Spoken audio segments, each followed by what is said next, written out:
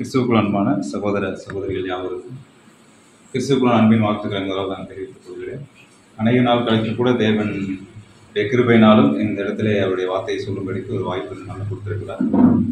அதுக்காக கூட பர்சனலாக நான் தேவனுக்கு நான் நன்றி சொல்லிக் கொள்கிறேன். அதே போல் உங்களுடைய ஒவ்வொருவருக்கும் கோயம்புத்தூர் இருக்க அன்பு சகோதர சகோதரியுடைய வாழ்த்துக்களை நான் உங்களுக்கு நான் தெரிவித்துக் கொள்கிறேன். அதேபோல் உங்களுடைய வாழ்த்துக்களை கூட சொல்ல தேவன் கிருபை செய்வாராக. ஓகே, இந்த நாளிலும் கூட நம்ம பார்க்கக்கூடிய பாடத்தின் தலைப்பு சகோதரர் சொல்லியிருக்காங்க, கோபம். அதாவது ஆங்கர், அதாவது இங்கிலீஷ் என்ன சொல்லுவாங்கன்னா ஆங்கர். இந்த ஒரு தலைப்பின் கீழாக நம்ம என்ன செய்யலாம்னா பார்க்கலாம். ஏன்னா கோபம் அப்படின்றப்ப நம்மளுக்கு தெரியும், அது நம்முடைய வாழ்க்கையில் கலந்து போகாமல் என்ன செஞ்சுருக்குன்னா கண்டிப்பாக இருந்திருக்காது. அப்போ அந்த ஆதார வசனத்தை மறுபடியும் நான் ஒரு வாட்டி வாசிக்கிறேன். கோபத்தை நெகிழ்ந்து உக்கிரத்தை விட்டுவிடு, பொல்லாப்பு செய்ய ஏதுவான எரிச்சல் வேண்டாம். Okay, thank you. அப்போ கோபத்தை நெகிழ்ந்து உக்கிரத்தை விட்டுவிடு. நான் பேசுகிற சத்தம் கேட்குறது ஓகே தான். பொல்லாப்பு செய்ய ஏதுவான எரிச்சல் உனக்கு வேண்டாம் அப்படின்ற ஒரு இந்த சங்கீதத்தில் சொன்ன அந்த வார்த்தைக்காக நம்ம ஒரு பாடத்தை நாம் தியானிக்க இருக்கிறோம். அது முழுக்க பார்த்தீங்கன்னா கோபத்தை பற்றி, அது வேதத்தில் சொல்லப்பட்ட கோபம்னா என்ன, கோபத்தின் மூலமாக வெளிப்பட்ட காரியங்கள் என்ன, அது நம்மளுக்குள்ள இருக்கணுமா இருக்கக்கூடாதா, எப்படி நம்ம அதுலேருந்து வெளியே வர்றது அப்படின்ற ஒரு பாடம் தான் இன்றைக்கி நம்ம பார்க்க போகிறோம். அப்போ கோபம்னு எடுத்துக்கிட்டிங்கன்னா, இந்த கோபமானது மனுஷனுக்கு மாத்திரம் கோபம் வருதா அப்படின்னு சொல்லி பார்த்தீங்கன்னா கண்டிப்பாக மனுஷனுக்கு கிடையாது. நம்ம காட்டில் போய் பார்த்தோம்னா என்ன ஆகும், ஒரு காட்டுக்குள்ளே போகிறப்ப மிருகங்கள், அதாவது அங்கே இருக்க அனிமல்ஸ் நம்ம பார்க்குறோம். நம்ம அந்த டிஸ்கவரி சேனலில் பார்க்குறப்ப அது என்ன செய்யணும், ஒரு ஒரு ஒரு இடத்துல இந்த இடத்துக்கு போகிறப்ப என்னென்னா அங்கே அந்த ஒரு போஸ்டி மாடல் சொல்லுவாங்க. இந்த மனுஷனுக்கும் அதே மாதிரி தான் இருக்குது. அதே மாதிரி தான் நீங்கள் என்ன போய் பார்த்தாலும் எங்கே போய் பார்த்தாலும் என்ன நடக்குன்னு சொல்லி பார்த்தீங்கன்னா அந்த ஒரு சண்டை, அந்த கோபங்கள், அந்த மிருகங்களுக்கு என்னென்னு பார்த்தீங்கன்னா அந்த ஒரு கோபங்கள் இருக்குது. அதேமாதிரி நம்ம காட்டுக்குள்ளே போய் பார்த்தாலும் அதே மாதிரி தான் நம்ம ஊர்களில் நம்முடைய வீட்டு பக்கத்தில் பார்த்தீங்கன்னா நம்முடைய அதாவது தெருகளில் பார்த்தீங்கன்னா நாய்கள் என்ன செய்யுது, சண்டை போடுது. நாய்கள், நம்ம நாட்டு விலங்குகள் எல்லாமே என்ன செய்யுதுன்னா சண்டை போடத்தான் செய்யுது. ஆனால் அதுக்குள்ளே என்னென்னு பார்த்தீங்கன்னா அதுகளுக்கும் அந்த கோபம் அப்படின்ற ஒரு குணலட்சணம் தான் தேவன் படைச்சிருக்காரு.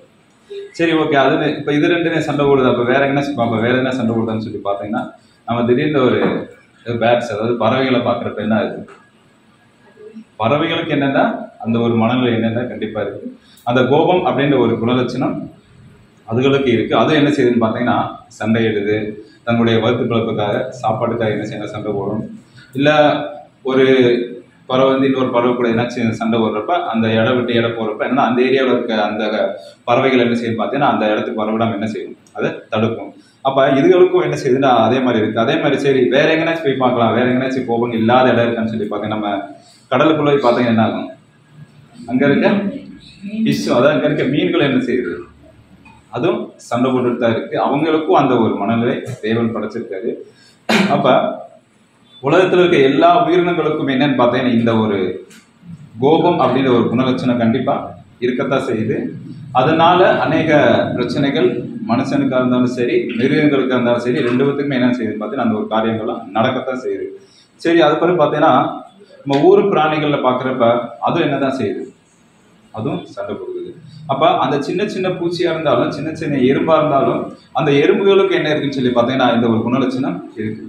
அப்போ இதெல்லாம் பார்த்தீங்கன்னா தேவன் என்ன செஞ்சிருக்காருன்னா அவரால் படைக்கப்பட்ட இந்த உலகத்திற்கு அத்தனை உயிரினங்களுக்கும் என்ன இருக்குன்னு சொல்லி பார்த்தீங்கன்னா அந்த கோபம் அப்படின்ற ஒரு குணலட்சணம் எல்லாத்துக்குமே இருக்குன்னு சொல்லி நம்ம பார்க்குறோம். அப்போ மனுஷனா பிறந்த நம்மளுக்கும் என்ன இருக்குன்னு சொல்லி பார்த்தீங்கன்னா அதே ஒரு கோபம், அதே ஒரு வைராக்கியம், அந்த ஒரு குணலட்சணம் யாருக்குள்ள இருக்குன்னு சொல்லி பார்த்தீங்கன்னா மனுஷராகிய நம்மளுக்கு என்ன செய்யுதுன்னா இருக்கு.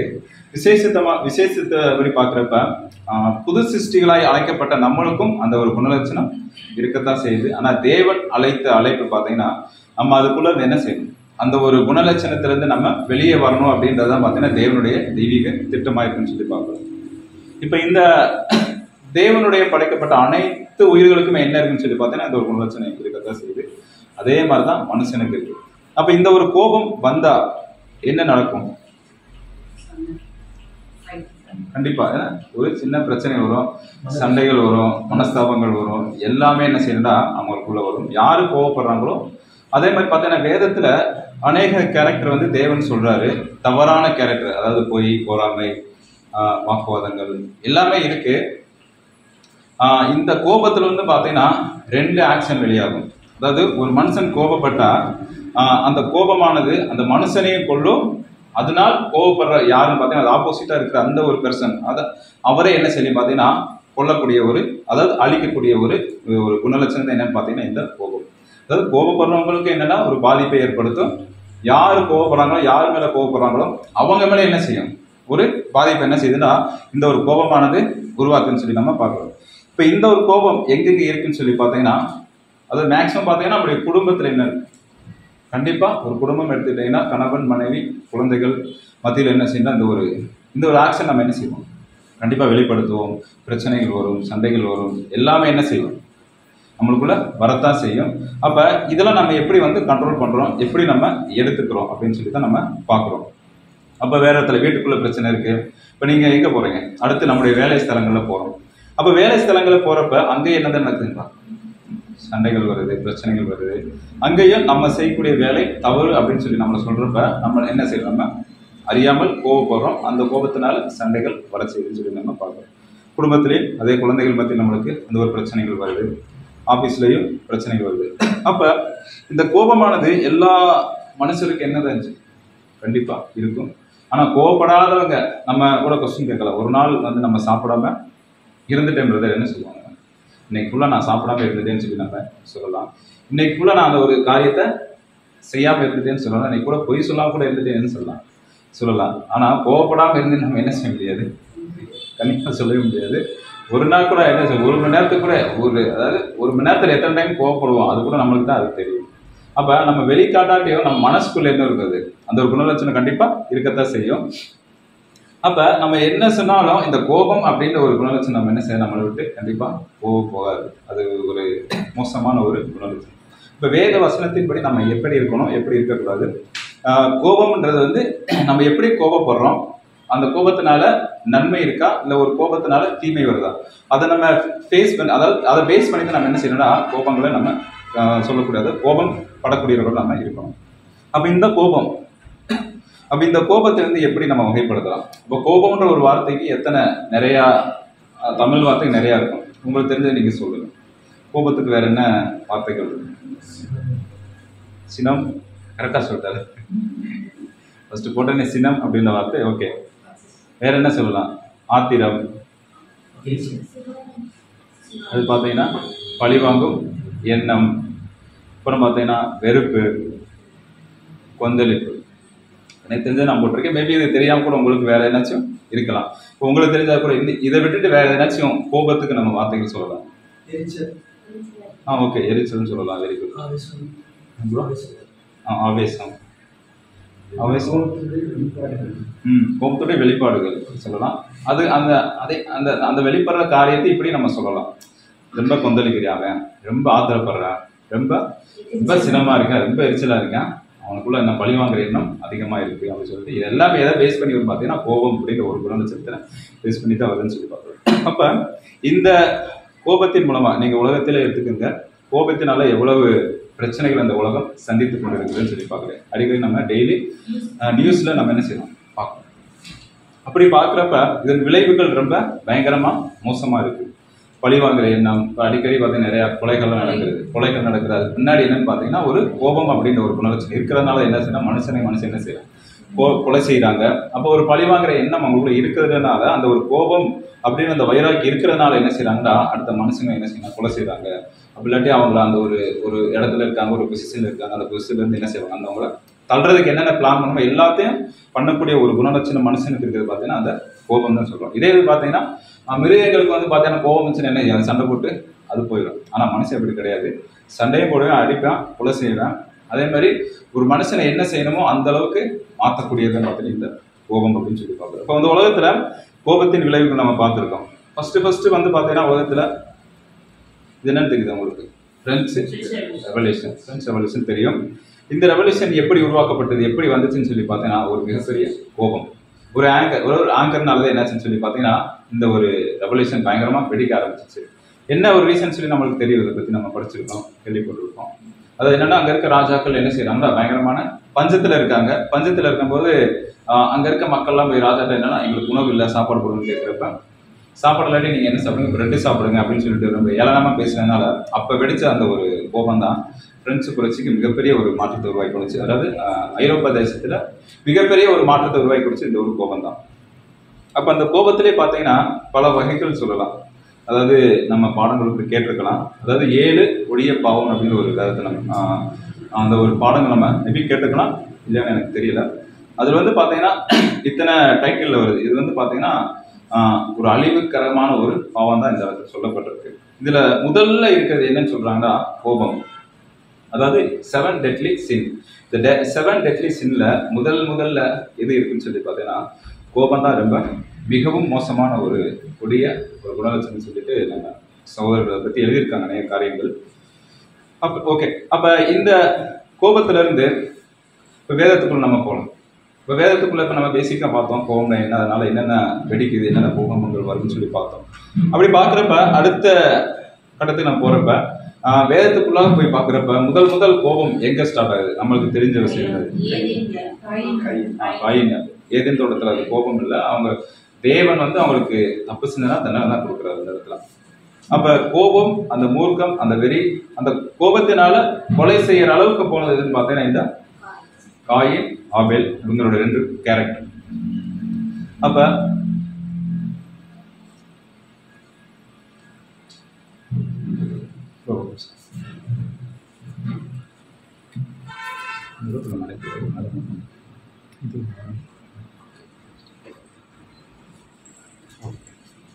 அப்ப இந்த காயின் ஆபேல் நம்மளுக்கு அந்த அந்த ஹிஸ்டரிலாம் தெரியும். ஆபேலுடைய தேவன் என்ன செய்யறாருன்னா அங்கீகரிக்கிறாரு, ஆபேலுடைய அந்த பலியை அங்கீகரிக்கிறார். ஆனால் காயினுடைய பலியை தேவன் நாட் அக்செப்ட். அப்போ தேவன் வந்து அக்செப்ட் பண்ணல. அதனால யாருக்கு வந்து கோபம் வந்து அதிகரிக்குதுன்னு சொல்லி பார்த்தீங்கன்னா இந்த காயின் கோபம் வரதுனால அங்கே ஒரு மிகப்பெரிய ஒரு முதல் கொலை என்ன செய்யுதுன்னா நடக்குது. அது வந்து கோபத்தினால் நடந்தது அப்படின்றத சொல்லித்தான் தேவன் அந்த ஒரு ரெக்கார்டு நம்மளுக்கு வந்து வச்சிருக்காருன்னு சொல்லி நம்ம பார்க்கலாம். அப்போ என்னன்னா காயினுக்கு மிகவும் எரிச்சல் உண்டாகி, அப்போ எரிச்சல் அப்படின்னாலும் பார்த்தீங்கன்னா அது ஒரு கோபத்தின் ஒரு வகைகள். அப்ப இந்த அதை வாசிக்கணும் சிஸ்டர்.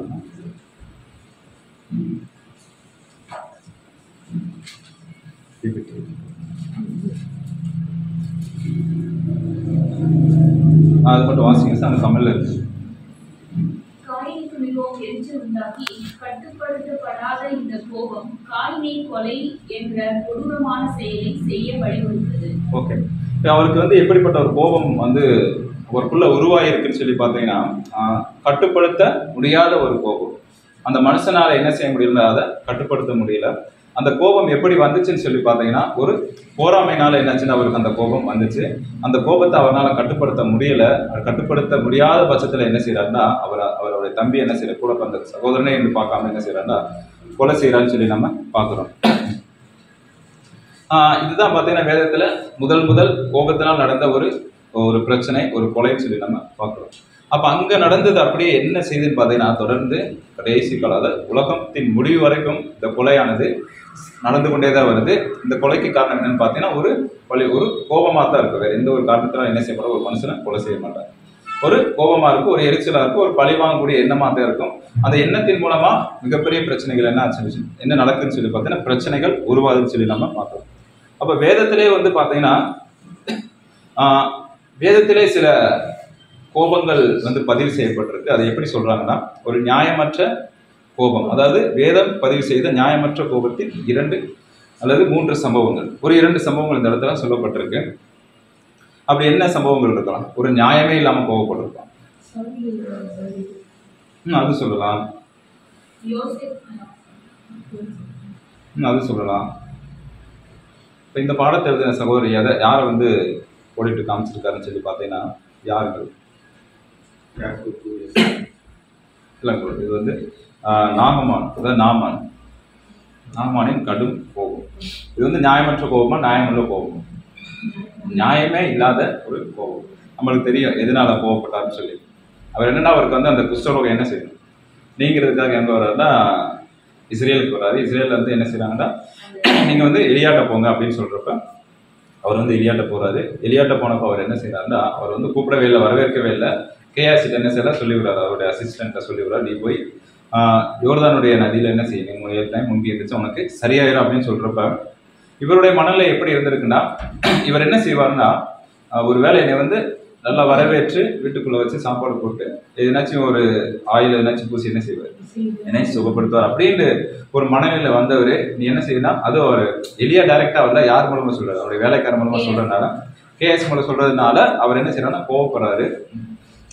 யோர்தான் நதியை காட்டிலும் எங்க ஊர்ல எப்படி இருக்கு, நல்ல நதிகளா இருக்குன்னு சொல்லிட்டு அதான் நாமனையும் கடும் கோபம். அந்த இடத்துல வேதத்துல வந்து சொல்லப்பட்டது வந்து கடும் கோபம். யார் மேல கோபப்படுறாரு, எலியா மேல கோபப்படுறாரு. ஆனா எலியா இது வந்து பாத்தீங்கன்னா ஒரு நியாயமற்ற கோபம். அவர் ஒரு வேளை அது சொல்லியிருந்தவர் ஏற்றுக்கொண்டு போனா கூட என்ன செய்யணும், அவர் கண்டிப்பா அது கிடைச்சிருக்கும். ஆனா எப்படி போறாருன்னா அவருடைய வேலைக்காரர், நாமானுடைய வேலைக்காரர்.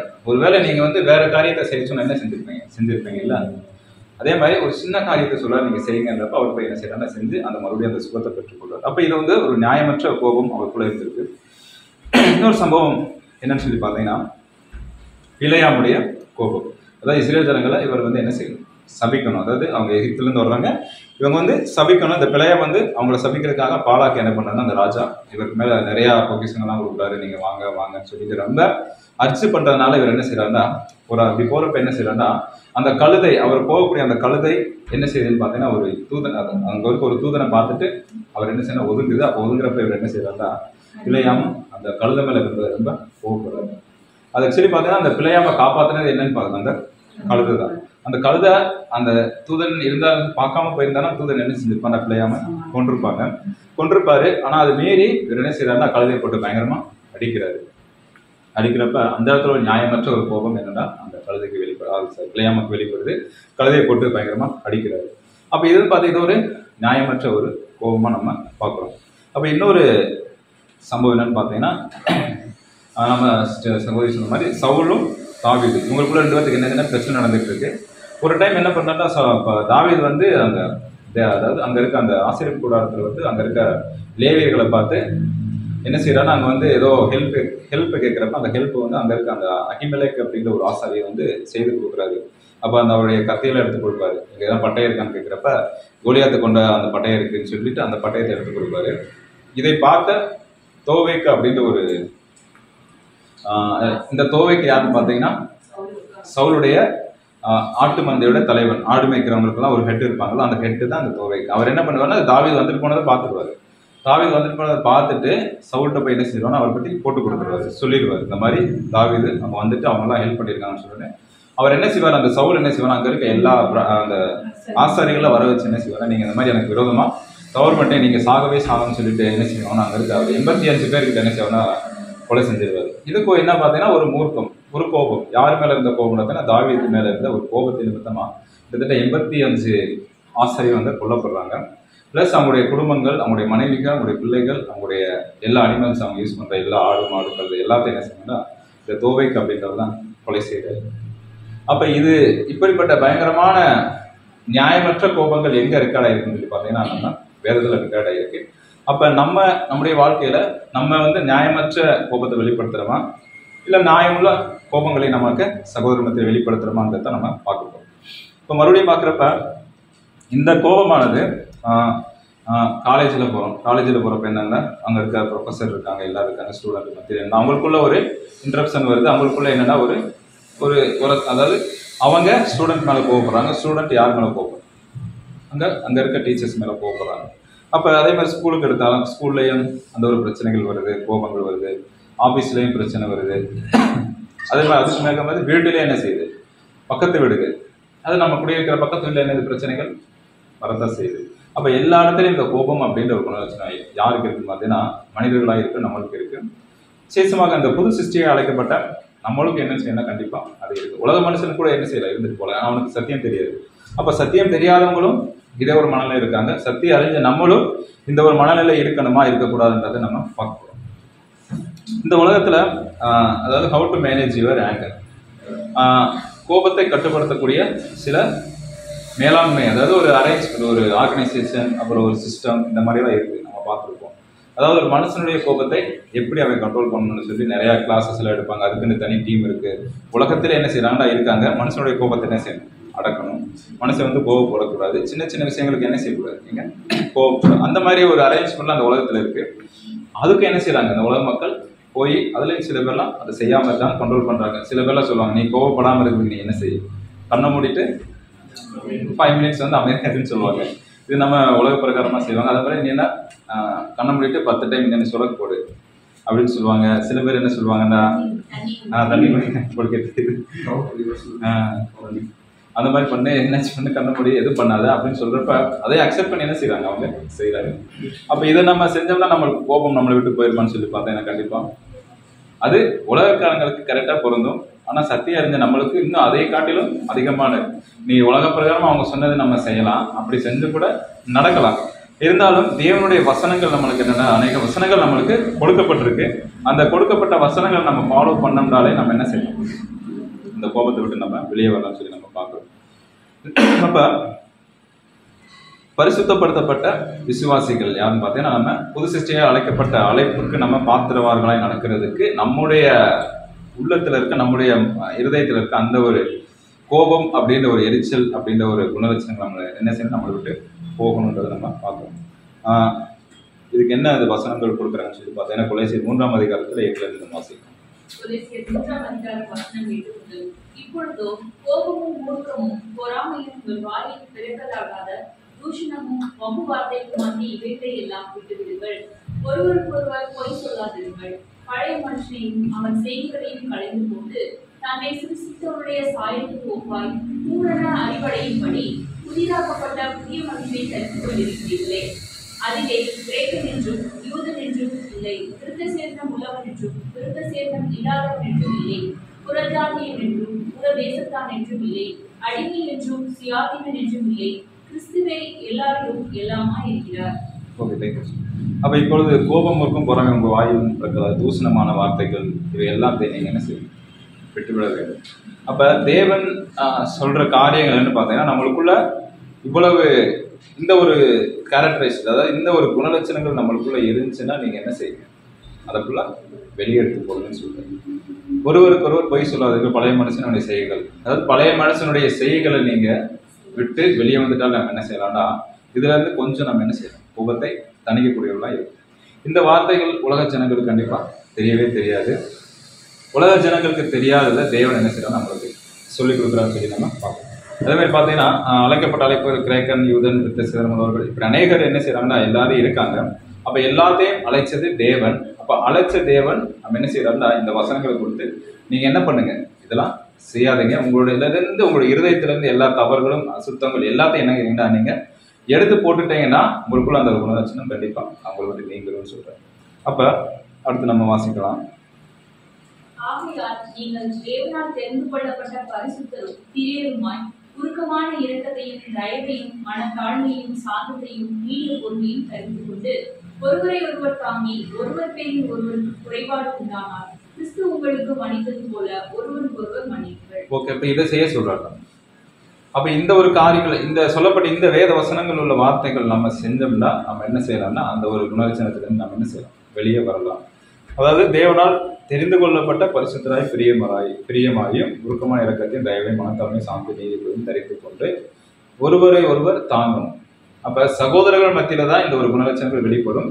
இதை நம்முடைய கோபம் சகோதரர்கள் மத்தியில மட்டும்தான் நான் செயல்படுத்துறோமான்னு சொல்லி பார்த்தீங்கன்னா கிடையாது. இந்த கோபத்தை நம்ம எங்க கொண்டு போய் காமிக்கலாம், உலகத்திலே போய் என்ன செய்வோம், நம்ம சண்டை போடுவோம், உலகத்திலே நம்ம பண்ணுவோம், உலகத்திலே சில காரியங்கள் தவறான செய்வோம். அப்ப அந்த ஒரு காரியங்கள் அங்கே செய்யறதுக்கு முன்னாடி நீங்க என்ன செய்யணும்னா, சகோதரிகள் மத்தியில நீங்க அதை வந்து பிராக்டிஸ் பண்ண ஆரம்பிச்சிட்டீங்கன்னா நீங்க என்ன செய்ய, வெளியே போய் மற்றவங்க முன்னாடி உங்களுடைய பேர் கெடுக்காத அளவுக்கு நம்ம என்ன செய்யணும்னா பார்த்துக்கொள்ளலாம்னு சொல்லி நம்ம பார்க்கிறோம். இந்த வசனம் வாசிக்கலாம். தன்னை சிருஷ்டித்தவருடைய சாயலுக்கு ஒப்பாய் பூரண அறிவடையும்படி புதிதாக்கப்பட்ட புதிய மனுஷனை தரித்துக் கொண்டிருக்கிறீர்கள். நம்ம எப்படிப்பட்ட ஒரு மனுஷனை தெரிஞ்சது, அதாவது புதிய சிருஷ்டி அப்படின்ற ஒரு சிந்தை, அதாவது தேவனுடைய சிந்தை யார் கொடுக்கப்பட்டிருக்குன்னு சொல்லி பார்த்தீங்கன்னா நம்மளுக்கு கொடுக்கப்பட்டிருக்கு. அப்ப அந்த புதிய சிந்தை எப்படி இருக்குன்னு சொல்லி பார்த்தீங்கன்னா, தேவன் விரும்புகிற விருப்பம் தான் நம்மளுக்குள்ள என்ன செய்யணும், இருக்கணும். அதாவது பழைய மனுஷனுடைய அந்த செய்கைகள் எல்லாவற்றையும் நம்ம என்ன செய்யணும், தூர போடணும். தூர போட்டுட்டு என்ன செய்யணும்னா, தேவனுடைய சிந்தையை நம்ம என்ன செய்யணும், நம்ம இருதயத்துக்குள்ள வச்சோம்னா நம்ம என்ன செய்யலாம்னா, அவர் சொல்லக்கூடிய அந்த ஒரு குணலட்சணங்கள் நம்ம என்னன்னா வளரலாம், பிரீத்தியாகலாம்னு சொல்லி கூட இந்த இடத்துல நம்ம பார்க்கிறோம். அதுக்கு இன்னொரு வசனம், கொலைசியர் எபிரேயர் 4:24 வாசனம். மெய்யான நீதியிலும் பரிசுத்தத்திலும் தேவனுடைய சாயலாக சிருஷ்டிக்கப்பட்ட புதிய மனுஷனை தரித்துக் கொள்ளுங்கள். ஓகே, அப்ப என்ன செஞ்சிருக்கோம்னா, அதாவது பரிசுத்தத்தில் தேவனுடைய சாயலாக சிருஷ்டிக்கப்பட்ட, அதாவது தேவனுடைய சாயல் நம்மளுக்குள்ள என்னன்னு பார்த்தீங்கன்னா அந்த ஒரு சிந்தை நம்மளுக்கு கொடுத்துருக்காரு. எப்ப நம்ம அந்த புதிய சிருஷ்டி அப்படின்றத வாங்கி எப்ப அவர் கூட உடன்படிக்கை பண்றோமோ, உடன்படிக்கை பண்ணின உடனே நம்மளுக்குள்ள அந்த ஒரு சிந்தை கொடுக்கப்படுது. அந்த சிந்தையை நம்ம காத்துக்கொள்ளணும். அந்த சிந்தைக்குரிய எல்லா ஆகாரங்களும் நம்ம கொடுக்கணும். அந்த சிந்தையை நம்ம பாதுகாக்கணும். அந்த சிந்தை எப்படிப்பட்டதுன்னு சொல்லி பார்த்தீங்கன்னா தேவனால் கொடுக்கப்பட்ட ஒரு சிந்தை. அதுதான் புது சிருஷ்டின்னு சொல்லி நம்ம பார்க்கிறோம். அப்ப இந்த புது சிருஷ்டி நம்ம அழிவுக்குள்ளது மாத்திரமா, அழிவுக்குள்ளாம வைக்கிறோமான்றது நம்முடைய யாருடைய கையில் இருக்குன்னு பார்த்தீங்கன்னா அது நம்முடைய கையில் இருக்குன்னு சொல்லி நம்ம பார்க்கலாம்.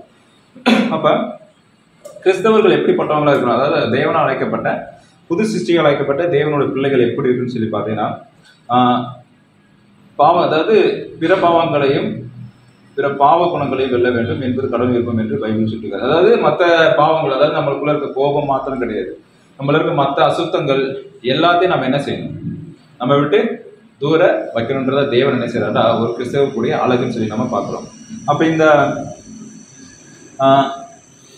நம்ம முன்னாடி பார்த்த மாதிரி இந்த ஆபேல் காயின், இப்ப 2 பேர்த்துக்குள்ளுடைய நடந்த அந்த சம்பவம் நம்ம பார்த்தோம். அப்ப காயின் கோபம் ஆபேல் கொலைக்கு வழிவகுத்ததுன்னு சொல்லி பார்க்கிறோம். அப்ப இந்த இடத்துல பாக்குறப்ப ஒரு கோபம் யாருக்குள்ள வருதுன்னு சொல்லி பார்த்தீங்கன்னா காயின்குள்ள வருது. அந்த காயின் என்ன பண்றாருன்னா கோபத்தை நிமித்தமா என்ன செய்யற தன்னுடைய சகோதரனை கொலை செய்யறான்னு சொல்லி பார்க்கிறோம். அப்ப இது ஒரு கோபம் எதுக்கு வழிவகுதுன்னு சொல்லி பார்த்தீங்கன்னா ஒரு கொலை செய்யக்கூடிய நிலைமைக்கு வழிவகுதுன்னு சொல்லி பார்க்கிறோம்.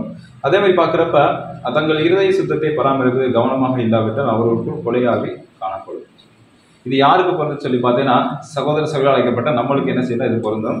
நம்ம இருதயத்தை நம்ம சுத்தம் இல்லாம வச்சிருந்தோம்னா ஒரு சகோதரனை பார்த்து கோவப்படுறதோ, சகோதரனை பார்த்து எரிச்சல் அடைகிறதோ, ஒரு சகோதரனை பார்த்து ஒரு தரைக்குறவா பேசுறதோ, இல்லை சகோதரனுக்குரிய மரியாதையை நீங்க கொடுக்காட்டியும் அது எப்படிப்பட்டதான்னு சொல்லி பார்த்தீங்கன்னா அவர்களுக்குள் கொலை ஆவி காணப்படும் சொல்லி எழுதுறாரு. அப்ப கொலை ஆவின்னு சொல்லி பார்த்தீங்கன்னா நம்ம லிட்டரலா கொலை செய்யக்கூடிய ஒரு மனநிலை இல்லை, அந்த மாதிரி யாரும் பண்ண மாட்டாங்க. அப்ப இருந்தாலும் நம்மளுடைய மனசுக்குள்ள என்ன செய்யணும்னா ஒரு சகோதரனை கொலை செய்யறதுக்கு எது தூண்டுதலா இருக்குன்னு சொல்லி பார்த்தீங்கன்னா நம்முடைய இருதய சுத்தம். அப்ப இருதய சுத்தம் எப்படி இருக்குதோ அதே மாதிரிதான் நம்முடைய மற்றவங்களை பாவிக்கூடிய பார்வை, மற்றவங்களை நம்ம செய்யக்கூடிய செயல்கள், அவங்களுக்கு விரோதமா செய்யறோமா இல்லை நன்மை செய்யறோமான்றதை நம்ம பார்க்கிறோம் இடத்துல. அப்ப நம்ம இருதயத்தை நம்ம எப்படின்னா காத்துக்கொள்ளணும்னு சொல்றாரு. வசன வாசிக்கலாம். 1 யோவான் 3ஆம் அதிகாரம் 12-15. பொல்லாங்கனால் உண்டாயிருந்து தன் சகோதரனை கொலை செய்த காயினை போல் இருக்க வேண்டாம். அவன் எதிர்நிமித்தம் அவனை கொலை செய்தான். தன் கிரியைகள் பொல்லாதவைகளும் தன் சகோதரனுடைய கிரியைகள் நீதி உள்ளவைகளுமாய் இருந்தது நிமித்தம் தானே. தன் சகோதரனை பகைக்கிற எவனும் மனுஷ கொலைபாதகனாய் இருக்கிறான். மனுஷ கொலைபாதகன் எவனோ அவனுக்குள் நித்திய ஜீவன் நிலைக்கிறார்கள் என்று அறிவீர்கள். Okay sir. அப்போ பொல்லாங்கன், அதாவது நம்ம வாசிக்கிறப்ப பொல்லாங்கனால் உண்டாயிருந்து தன் சகோதரனை கொலை செய்த காயினை போல் இருக்க வேண்டாம். அவள் என்ன ஒரு மனநிலை கொலை செஞ்சு நம்மளுக்கு தெரியும். அது அந்த ஒரு பலி செலுத்துறதுல 2 பேருக்கு அந்த ஒரு ப்ராப்ளம் வந்துச்சு. அதே மாதிரி தான் தன் கிரியைகள் கொள்ளாத தன் சகோதர கிரியைகள் நீதி உள்ளவைகளுமா இருந்தது. ஒரு சகோதரன் நம்மளுக்குள்ள சகோதர சகோதரிகள் இருக்கு. நம்ம செய்யக்கூடிய அந்த வேலைகள் எதா இருந்தாலும் ஒரு சகோதரனோ ஒரு சகோதரியோ நீதி உள்ளவைகளா செய்யறப்ப அதை நம்ம பார்த்து எப்படி இருக்கக்கூடாது, அவங்க மேல பொறாமைப்படுறதோ, அவங்க மேல அந்த ஒரு எரிச்சல் அடைகிறதோ, அந்த மாதிரி எந்த ஒரு குணலட்சணம் நமக்கு இருக்கவே கூடாது. அப்ப நம்ம செய்யக்கூடிய பலி என்ன செய்வார், தேவன் அக்செப்ட் பண்ண மாட்டாரு. அந்த சகோதரன் செய்யக்கூடிய ஒரு சகோதரி செய்யக்கூடிய ஒரு பலியத்தை என்ன செய்வார்னா அந்த இடத்துல தேவன் அக்செப்ட் பண்ற மாதிரி நம்ம பார்க்கிறோம். அப்ப மாம்சத்தின் கிரியைகள் நம்மளுக்கு தெரியும். விபச்சார, வேசித்து, நம்ம சுத்தம், இந்த மாதிரி எண்ணங்கள், அப்போ விரோதங்கள், இந்த மாதிரி நம்ம இதை படிச்சிருக்கோம். கலாத்தியர் 5ஆம் அதிகாரத்தில் வரக்கூடியது. ஆவியின் கனிகள் பார்த்தீங்கன்னா 9 தான் இருக்கும். இந்த மாம்சத்தை, அதாவது இந்த ஒரு தவறான கிரியைகள், நம்ம மனுஷனுக்குள்ள தவறான கிரியைகள் மொத்தம் எத்தனை பார்த்தீங்கன்னா 17 காரியங்கள். அப்ப ஆவியின் கனிகள் 9, ஆனா மாம்சத்தின் அதாவது அசுத்தமான கிரியைகள் எவ்வளவுன்னு சொல்லி பார்த்தீங்கன்னா 17 இருக்கு. அப்ப தேவன் என்ன செய்யறாட்டா இந்த எல்லாத்தையும் நீங்க என்ன செய்யுங்கன்னா உங்களை விட்டு நீக்கி போடுங்க, ஆவியின் கனிகளை நீங்க என்ன செய்யுங்க உங்களுக்குள்ள கொண்டு வாங்கன்னு சொல்றாரு. அப்ப இந்த ஒரு இங்க போடப்பட்ட இந்த வேத வசனத்துல இருக்க ஒவ்வொரு வார்த்தைகளையும் பாக்குறப்ப இப்படி இதுல இருந்து நம்ம மீண்டு வர்றது கொஞ்சம் கடினமாகத்தான் இருக்கும். அது வாசிங்க சிஸ்டர், அது கீழே இருக்கு. இத்தகைய தீய வழியில் தொடர்ந்து செல்வது ராஜ்யத்தை அடைய நமக்கு தடையாக இருக்கும். ஓகே. அப்ப இதுக்கு மேல இருக்க பாத்தீங்கன்னா சில இதுல நம்ம அந்த வைராக்கியங்கள், கோபங்கள், சண்டைகள், இந்த சில காரியங்களை நம்ம என்ன செய்யணும், அதுல இருந்து வெளியே வராமல் இருக்க முடியும். இத்தகைய தீய வழியில் தொடர்ந்து செல்வது நம்ம ராஜ்யத்தை அடைய நமக்கு தடையாக இருக்கும்.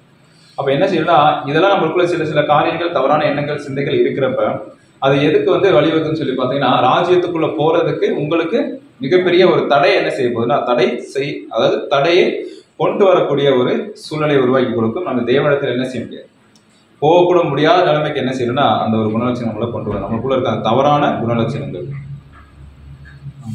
அது கீழே இருக்க வாசிங்க. இவைகளின் மீது நாம் கடுமையான போராட்டம் நடத்த வேண்டும். அப்ப எப்படிப்பட்ட ஒரு போராட்டம் நீங்க இந்த ஒரு கிரியைகள் மத்தியில நீங்க செய்யணும்னு சொல்லி பார்த்தீங்கன்னா, மிகவும் கடினமானது. ரொம்ப கடுமையா எதிர்த்து நீங்க என்ன செய்யணும், போராடணும். பவுல் சொல்ற மாதிரி அந்த கால லோகாதிபதி கிடையாது, உலகத்தில் இருக்க எல்லா அதிகாரங்களுக்கு நீங்க என்ன செய்யுங்கன்னா போராட வேண்டும். மாம்சத்தோடும் மாம்சத்தோடும் ரத்தத்தோடும் இல்ல துரைத்தனுங்க எல்லாத்துக்கூட நீங்க என்ன செய்யணும், போராட வேண்டும். அதே மாதிரி இந்த ஒரு குணாச்சனங்கள் நம்மளுக்குள்ள இருக்கும். அதை செய்யாம நம்ம என்ன செய்யணும்னா அதை எதிர்த்து செயல்படக்கூடியவர்கள் நம்ம இருக்குன்னு சொல்லி நம்ம பார்க்கணும். அப்ப எப்படித்தான் நம்ம காத்துக்கிறோம்னு சொல்லி பார்த்தீங்கன்னா, நீதிமொழிகள் 4ஆம் அதிகாரத்துல 23ஆம் வசனத்துல வாசிக்கணும். நீதிமொழிகள் 4ஆம் அதிகாரம் வசனம் 23. எல்லா காவலோடும் இருதயத்தை காத்துக்கொள், அதனிடத்தில் நின்று ஜீவ ஊற்று புறப்படும். அப்ப எல்லா காவலோடும் சொல்லி பார்க்கிறப்ப அதாவது நம்முடைய இருதயம் தவறான சிந்தைக்குள் போகாத அளவுக்கு நம்ம எப்படி பார்த்துக்கிறோமோ அந்த அளவுக்கு நம்முடைய இருதயத்தை எப்படின்னா எல்லா காவலோடும் நம்ம பாதுகாத்து கொள்ளக்கூடியவளா இருக்க வேண்டும். ஏன்னா அதுல இருந்து என்ன வரப்போகுது, ஜீவ ஊற்று வரப்போகுது. ஏன்னா இப்ப கிடையாது, அது வந்து ராஜ்யத்துல நம்ம என்ன செய்ய போறோம்னா அந்த ஒரு வாய்ப்பு கிடைச்சுட்டா ராஜ்யத்துல போய் சேர்ந்துன்னா கிறிஸ்து கூட நம்ம ஆளுகை செய்யறப்ப அது உலக ஜனங்களுக்கு எப்படின்னு சொல்லி பார்த்தீங்கன்னா ஒரு ஜீவ ஊற்று ஒரு ஆசீர்வாதம் பிளஸிங் கொடுக்க போறோம். அப்ப அதுக்கு முன்னாடி நம்ம எப்படி இருக்கணும்னு சொல்லி பார்த்தீங்கன்னா, நம்முடைய ஹார்ட்டை சுத்தமா பரிசுத்தமா தேவனுக்கு பிரியமா நம்ம என்ன செய்யலாம், பாதுகாத்து கொள்ளணும். அந்த ஒரு அசுத்த குணலட்சணங்கள் எதுவுமே இல்லாத அளவு நம்ம இதயத்தை சுத்திகரித்துக் கொள்ளணும்னு சொல்லி நம்ம பார்க்கிறோம். அடுத்த வசனம் வாசிக்கலாம். பிலிப்பியர் 2ஆம் அதிகாரம் 13ஆம் வசனம். பிலிப்பியர் 2ஆம் அதிகாரம் வசனம் 13. ஏனெனில் தேவனே தம்முடைய தயவுள்ள சித்தத்தின்படி விருப்பத்தையும் செய்கையும் உங்களில் உண்டாக்குகிறவராய் இருக்கிறார். ஓகே, அப்ப இந்த ஒரு விருப்பம் நம்மளுக்கு உள்ள வருதுன்னு சொன்னா, அது ஒரு தவறான செயல்களை செய்யாம இருக்க ஒரு நன்மையான காரியத்தை செய்யறோம் அப்படின்னு வைங்க. அப்படி செய்யறப்ப இது வந்து யாரதான் உருவாக்கி கொடுக்குறான்னு சொல்லி பார்த்தீங்கன்னா நம்முடைய தேவன், அதாவது இயேசு கிறிஸ்து நம்மளுக்குள்ள கொடுக்குறாரு. இது எங்க இருந்து வரும்னு சொல்லி பார்த்தீங்கன்னா தேவன் என்ன செய்யறாரு, அந்த கிரியைகளை நம்மளுக்கு கொடுக்குறான்னு சொல்லி பார்க்கிறோம். அப்ப தயவுள்ள சித்தத்தின்படி தம்முடைய தயவுள்ள சித்தத்தின்படி விருப்பத்தையும் செய்கையும் உங்களில் உண்டாக்குறவராக இருக்குன்னு சொல்லி பார்க்கிறோம். அப்ப தேவன் தான் என்ன செய்யறாருன்னா நம்மளுக்கு நல்ல செய்கைகளை அதாவது கொடுக்குறாரு. அப்ப அதுக்கு கீழ்ப்படிஞ்சு நம்ம என்ன செய்யணும், நடக்கக்கூடியவர்களா இருக்கணும். அப்ப எப்படித்தான் அவர் கொடுப்பாருன்னு சொல்லி பார்த்தீங்கன்னா வசனம் வாசிக்கலாம். 2 தீமோத்தேயு 3ஆம் அதிகாரம் 17. 2 தீமோத்தேயு 3ஆம் அதிகாரம் வசனம் 17. அவைகள் உபதேசத்திற்கும் கடிந்து கொள்ளுதலுக்கும் சீர்திருத்தலுக்கும் நீதியை படிப்பித்தலுக்கும் பிரயோஜனம் உள்ளவைகளாய் இருக்கிறது. எப்படித்தான் அவர் வந்து விருப்பமானங்களை செய்வார்னு சொல்லி பார்த்தீங்கன்னா தன்னுடைய அதாவது தேவனுடைய சத்தியத்தின்படி அவருடைய சத்தியத்தின்படி தான் என்ன செய்யறாருன்னா ஒரு விருப்பத்தையும் செய்கள் நம்மளுக்கு என்ன செய்யறாருன்னா உண்டாக்குறாரு. அப்ப நம்மளுக்கு கீழ்ப்படிஞ்சு நடக்கணும்னா தேவனுடைய விருப்பமா இருக்கிறது. இதுல பாத்தீங்கன்னா அவைகள் உபதேசத்துக்கும் கடிந்து கொள்ளுதலுக்கும் சீர்திருத்தலுக்கும் நீதியை படிப்பித்தலுக்கும் பிரயோஜனங்களா இருக்குது. அப்ப தேவனுடைய செய்கை எப்படி இருக்குன்னு சொல்லி பார்த்தீங்கன்னா ஒரு நன்மை செய்யக்கூடிய ஒரு செய்களா தான் தேவன் என்ன செய்ய நமக்குள்ள விரும்புறாரு. அப்ப நம்ம அதை வந்து எப்படி எடுத்துக்கிறோம்னு சொல்லிட்டு நம்ம தான் அதை சீர்தூக்கி பார்க்கக்கூடியவர்கள் நம்ம இருக்கிறோம். யாக்கோபு 5ஆம் அதிகாரம் 16 வாசிக்கலாம். யாக்கோபு 5ஆம் அதிகாரம் வசனம் 16. நீங்கள் சொஸ்தம் அடையும்படிக்கு உங்கள் குற்றங்களை ஒருவருக்கொருவர் அறிக்கையிட்டு ஒருவருக்காக ஒருவர் ஜெபம் பண்ணுங்கள். நீதிமான் செய்யும் முக்கியமான வேண்டுதல் மிகவும் பலனுள்ளதா இருக்கிறது. அப்ப இதுல முக்கியமான காரியம் என்னன்னு சொல்லி பாத்தீங்கன்னா, நீங்க தவறான வழியில போறீங்க, தவறான சிந்தைகள் உங்களுக்குள்ள இருக்குன்னா முக்கியமானது நீங்க வந்து ஜெபம் செய்யுங்கன்னு சொல்றாரு. அப்ப நீங்க உங்களுக்கு மாத்திரம் ஜெபம் செய்ய வேணா, உங்களுக்கு அகைன்ஸ்ட் ஆகிறவங்களுக்காக நீங்க என்ன செய்யணும், ஜெபம் செய்யணும். அதாவது நீங்க சுத்தமடைக்கு உங்களுடைய குற்றங்கள் அதாவது நம்முடைய இருதயம் சுத்தமானாலும் உங்களுக்கு அகைன்ஸ்டா இருக்க உங்களுடைய இருதயம் சுத்தமாக சொன்னாலும் நீங்க என்ன செய்யணும்னா தேவனிடத்துல ஜெபம் செய்யக்கூடியவர்களா இருக்கணும். அதாவது உங்களுடைய குற்றங்களை ஒருவருக்கு அறிக்கையிட்டு ஒருவருக்கு ஜெபம் பண்ணுங்கள். நீதிமான் செய்ய ஊக்கமான வேண்டியது மிகவும் பலனுள்ளதா இருக்குன்னு சொல்லி பார்த்தீங்க. அப்ப நம்மளுக்குள்ள என்ன ஒரு குணலட்சம் வளரணும்னு சொல்லி பார்த்தீங்கன்னா நம்மளுக்குள்ள அந்த ஒரு ஜெபம் அப்படின்ற ஒரு மனநிலை வரணும். ஜெபம் அப்படின்ற ஒரு மனநிலை இருந்தா தான் நீங்க என்ன செய்யணும்னா உங்களுக்கு அகைன்ஸ்டா வரவங்களுக்கு நீங்க என்ன செய்யணும், ஜெபம் செய்யணும். அதுதான் சத்துருக்களை சிநேகிக்கிற ஒரு அன்புன்னு சொல்லி பார்க்கணும். அப்ப நீதிமான் செய்யக்கூடிய ஊக்கமான வேண்டியது மிகவும் பலனுள்ளதா இருக்கு. அந்த ஒரு விண்ணப்பத்தை தேவன் என்ன செய்யறாருன்னா அங்கீகரிக்கிறாரு. நீங்க மற்ற காரியங்களை கேட்கறத விட மற்றவங்களை மன்னிக்கக்கூடிய ஒரு மனநிலையை நீங்க வந்து அதிகமா ஜெபத்துல கேட்டீங்கன்னா கண்டிப்பா தேவன் என்ன செய்யறாரு அதை கொடுக்கக்கூடியவரா இருக்குன்னு சொல்லி பார்க்கணும். அப்ப அந்த புது சிருஷ்டி நம்மளுக்கு கொடுக்கப்பட்டிருக்க அந்த புது சிருஷ்டி எதுல பெற்றிருக்குன்னு சொல்லி பார்த்தீங்கன்னா 2 கொரிந்தியர் 4:7 வாசிக்கலாம். 2 கொரிந்தியர் 4ஆம் அதிகாரம் வசனம் 7. இந்த மகத்துவமுள்ள வல்லமை எங்களால் உண்டாயிராமல் தேவனால் உண்டாயிருக்கிறது என்று விளங்கும்படி இந்த பொக்கிஷத்தை மண்பாண்டங்களில் பெற்றிருக்கிறோம். ஓகே, எந்த பொக்கிஷம் பார்த்தீங்கன்னா தேவனுடைய அந்த சிந்தை, தேவனுடைய சிந்தையை எதுக்குள்ள பெற்றிருக்கணும்? இந்த மாம்சமான மண்பாண்டம். இதே வந்து பரலோகத்தில் இருக்க தூதர்கள்லாம் பார்த்தீங்கன்னா இதை கேட்டு ரொம்ப ஆச்சரியப்படுவாங்க. அதாவது தேவனுடைய சிருஷ்டிப்பு, தேவனுடைய சிந்தையை ஒரு சாதாரண மண்பாண்டம், அதாவது பூமிக்குரிய மண்பாண்டம், நம்ம மண்ணால் செய்யப்பட்டவங்க தான், மண்ணால் உருவாக்கப்பட்டவங்க. இந்த மண்ணுக்குள்ள நம்ம என்ன செஞ்சிருக்கோம்? பெற்றிருக்கோம். அதை எப்படி பெற்றிருக்கோம்னா ஒரு சிந்தையாக பெற்றிருக்கோம். அந்த சிந்தைக்குள்ள நம்ம எப்படி செயல்படுறோன்றதான் தேவன் பார்க்கிறாரு. அப்ப இந்த பொக்கிஷமாக இருக்க தேவனுடைய சிந்தையை நம்ம பெற்றிருக்கோம். அது ஒரு மிகப்பெரிய பொக்கிஷம், யாருக்கும் கிடைக்கக்கூடியது. உலக ஜனங்களுக்கு கொடுக்க என்ன செய்யணும்னா அது கொடுக்கப்படலை. சிறு பிள்ளைகள், அதாவது கொஞ்சம் பேர் அழைக்கப்பட்டவங்களுக்கு தான் அந்த ஒரு சிந்தையை கொடுத்துருக்காரு தேவன். அப்ப இந்த கொடுக்கப்பட்ட சிந்தையை நம்ம எப்படி பாதுகாக்கிறோம்ன்றதான் நம்முடைய ஒரு என்ன சொல்லலாம், நம்ம எப்படி அதை எடுத்துக்கிறோம், எப்படி நம்ம பாதுகாக்கிறோம்ன்றதை நம்ம பார்க்கணும். அப்ப இந்த ஒரு புது சிருஷ்டி அப்படின்ற ஒரு மனநிலை நம்ம வளர்க்குறதுக்கு என்னென்ன அநேக போராட்டங்கள் கண்டிப்பா வரும், அநேக பிரச்சனைகள் வரும். எல்லாத்தையும் எதிர்த்து என்ன செய்யணும்னா போராடக்கூடியவர்களா இருக்கணும்னு சொல்லி பார்க்கணும். அப்ப அடுத்து வாசிக்கலாம், இந்த ஒரு லைன்ஸ் மட்டும் நம்ம வாசிக்கலாம். நம்முடைய பழைய மனுஷன் புதிய சிருஷ்டியின் கட்டுப்பாட்டில் வைத்திருக்கும் வரை மட்டுமே அவை செயலிலிருந்து கிடைக்கின்றன. ஓகே, அப்ப நம்முடைய பழைய மனுஷன் புதிய சிருஷ்டியின் கட்டுப்பாட்டில் வைத்திருக்கும் வரை, நம்ம திடீர்னு ஒரு கோவப்பட்டு திடீர்னு யாருனாச்சும் எதனாச்சும் ஒன்று சொல்லிட்டோம், அவங்க மனசை புண்படுற மாதிரி சொல்லிட்டோம்னா அந்த இடத்துல என்ன வெளிப்படுதுன்னா உங்களுடைய மாம்சமான அந்த சிந்தனை வெளிப்படுது. அந்த டைம்ல என்ன ஆகும்னு சொல்லி பார்த்தீங்கன்னா உங்களுடைய அந்த புதிய சிருஷ்டி என்னன்னு சொல்லி பார்த்தீங்கன்னா மாம்சத்துடைய கண்ட்ரோலுக்குள்ள வந்துடும். மாமிசத்துடைய அந்த கட்டுக்கோப்புல வந்து நீங்க என்ன செய்யறீங்க, என்ன பேசுறீங்க உங்களுக்கே அது தெரியாது, அந்த அளவுக்கு வந்துடும். அதைத்தான் என்ன சொல்றேன்னா, நீங்க புது சிருஷ்டியுடைய கட்டுப்பாட்டில் இருக்கும் வரை நீங்க என்ன செய்ய மாட்டீங்க, உங்களுடைய மாம்ச சிந்தையை வெளியே கொண்டு வரவே மாட்டீங்க.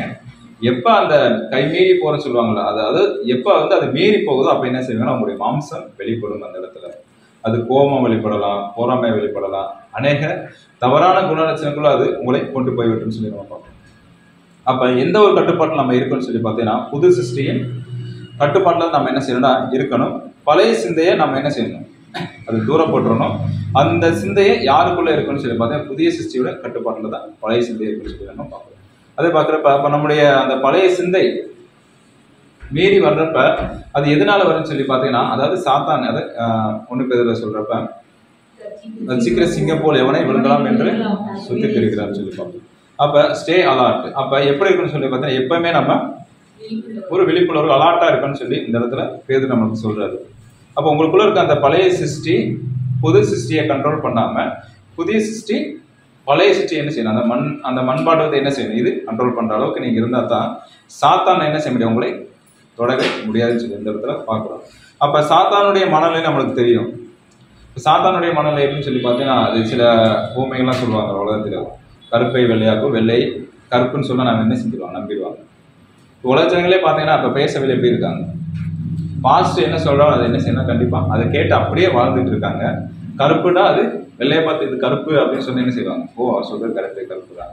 அப்போ ஒயிட் கலரை பார்த்துட்டு இதுதாங்க பிளாக்னு சொன்னால் அவங்க சரி நீங்கள் சொல்கிறது கரெக்ட் தாங்க அப்படின்னு சொல்லிட்டு என்ன செய்வாங்க, இருந்துவாங்க.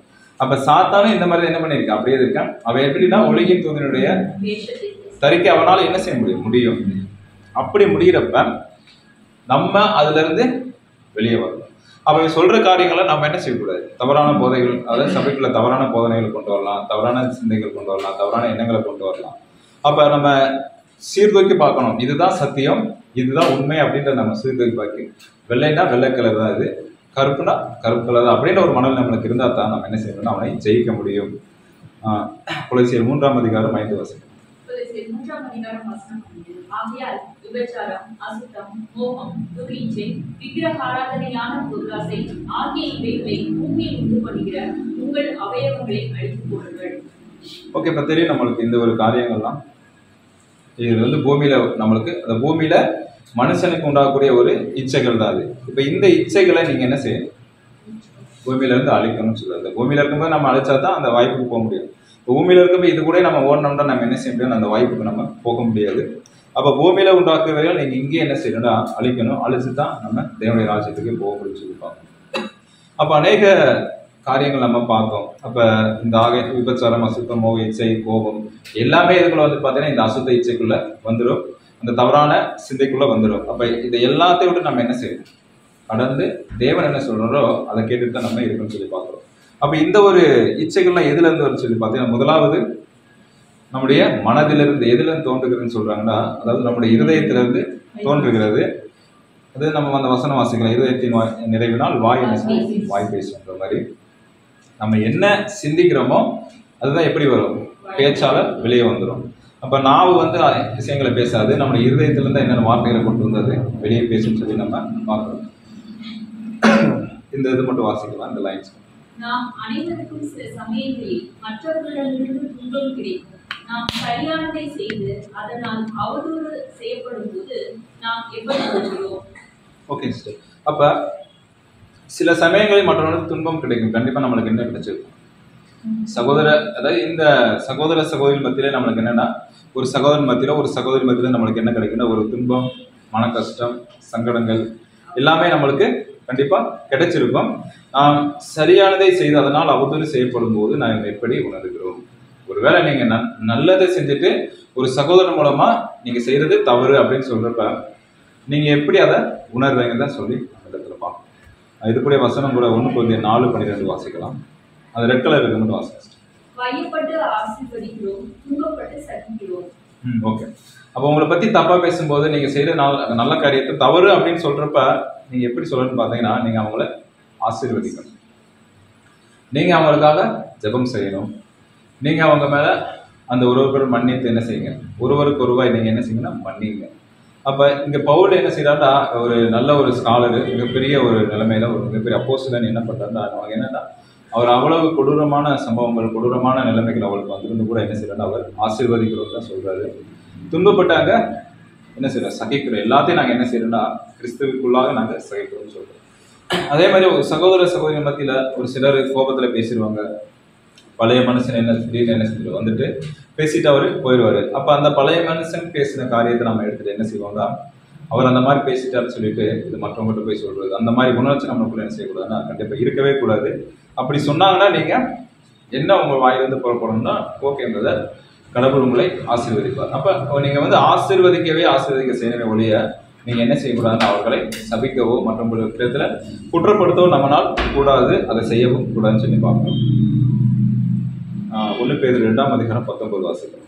1 Peter 2:19 ஏனெனில் தேவன் மேல் பற்றுதலாய் இருக்கிற மனசாட்சி நிமித்தம் ஒருவன் அநியாயமாய் பாடுபட்டு உபத்திரவங்களை பொறுமையாய் சகித்தால் அதுவே பிரீதியாய் இருக்கும். Okay sister. அப்ப என்ன சொல்றாருன்னா, தேவன் பட்டு இருக்கிற மனசாட்சி, அதாவது தேவன் மேல நீங்க நல்ல ஒரு அபிப்பிராயம் வச்சிருக்கீங்க, தேவன் மேல எல்லாம் வைராக்கியம் வச்சிருக்கீங்க, அது நிமித்தம் அநியாயமாய் பாடுபட்டு, இப்ப நீங்க நன்மை செய்து பாடுபடுறீங்கன்னா அது வேற விஷயப்பா. ஒரு நன்மை செஞ்சு தீங்கு அனுபவிக்கிறப்ப அது எப்படி இருக்குன்னு சொல்லி பார்த்தீங்கன்னா தேவன் முன்னாடி ஒரு நல்ல ஒரு பிரீதியா இருக்குன்னு சொல்லப்பட்டிருக்கு. அப்ப நீங்க தீமை செஞ்சு பாடு அனுபவிக்க காட்டிலும் நன்மை செய்து பாடு அனுபவிக்கிறது அந்த யார் விரும்புறான்னு சொல்லி பார்த்தீங்கன்னா தேவன் விரும்புறான்னு சொல்லி நம்ம பார்க்கிறோம். அப்ப நம்ம எப்படி இருக்குன்னு சொல்லி பார்த்தீங்கன்னா, நம்ம நன்மை செஞ்சுதான் நம்ம என்ன செய்யணும், பாடுகளை அனுபவிக்கக்கூடியவர்களா இருக்கணும். தீமை செய்து பாடு அனுபவித்து அது தேவன் முன்னாடி ஏற்றுக்கொள்ளப்பட மாட்டாது. நீங்க நன்மையானது செய்யறப்ப உங்களுக்கு பாடு வர்றப்ப நீங்க என்ன செய்ய ஏற்றுக்கொள்ளுங்க. அது தேவன் கண்டிப்பா உங்களுக்கு என்ன எப்படி கொடுப்பான்னு சொல்லி பார்த்தீங்கன்னா ஒரு மிகப்பெரிய பிளஸிங் கண்டிப்பா கொடுப்பாருன்னு சொல்லி பார்க்கிறோம். அடுத்து இதை வாசிக்கலாம் சிஸ்டர். தேவைப்படும் சமயங்களில் நியாயமான கோபம் வெளிப்படுத்தப்பட வேண்டும். அப்ப நம்ம என்ன வாசிச்சோம், கோபம் அப்படின்றது ஒரு தவறான குணலட்சணம், அது மிகவும் மோசமான ஒரு குணலட்சணம் அப்படின்றத நம்ம பார்த்தோம். இப்போ இந்த இடத்துல பார்க்குறப்ப தேவைப்படும் சமயங்களில் நியாயமான கோபம் வெளிப்படுத்த வேண்டும். அப்ப இந்த கோபத்தை நம்ம எப்படி எடுத்துக்கலாம், கோபமே என்ன செய்யக்கூடாது, படக்கூடாதுன்னு சொல்லி நம்ம படிச்சிட்டோம். திடீர்னு வந்து என்ன செய்யணும், கோபப்படணும் அப்படின்னு சொல்லி வாசிக்கிறோம்.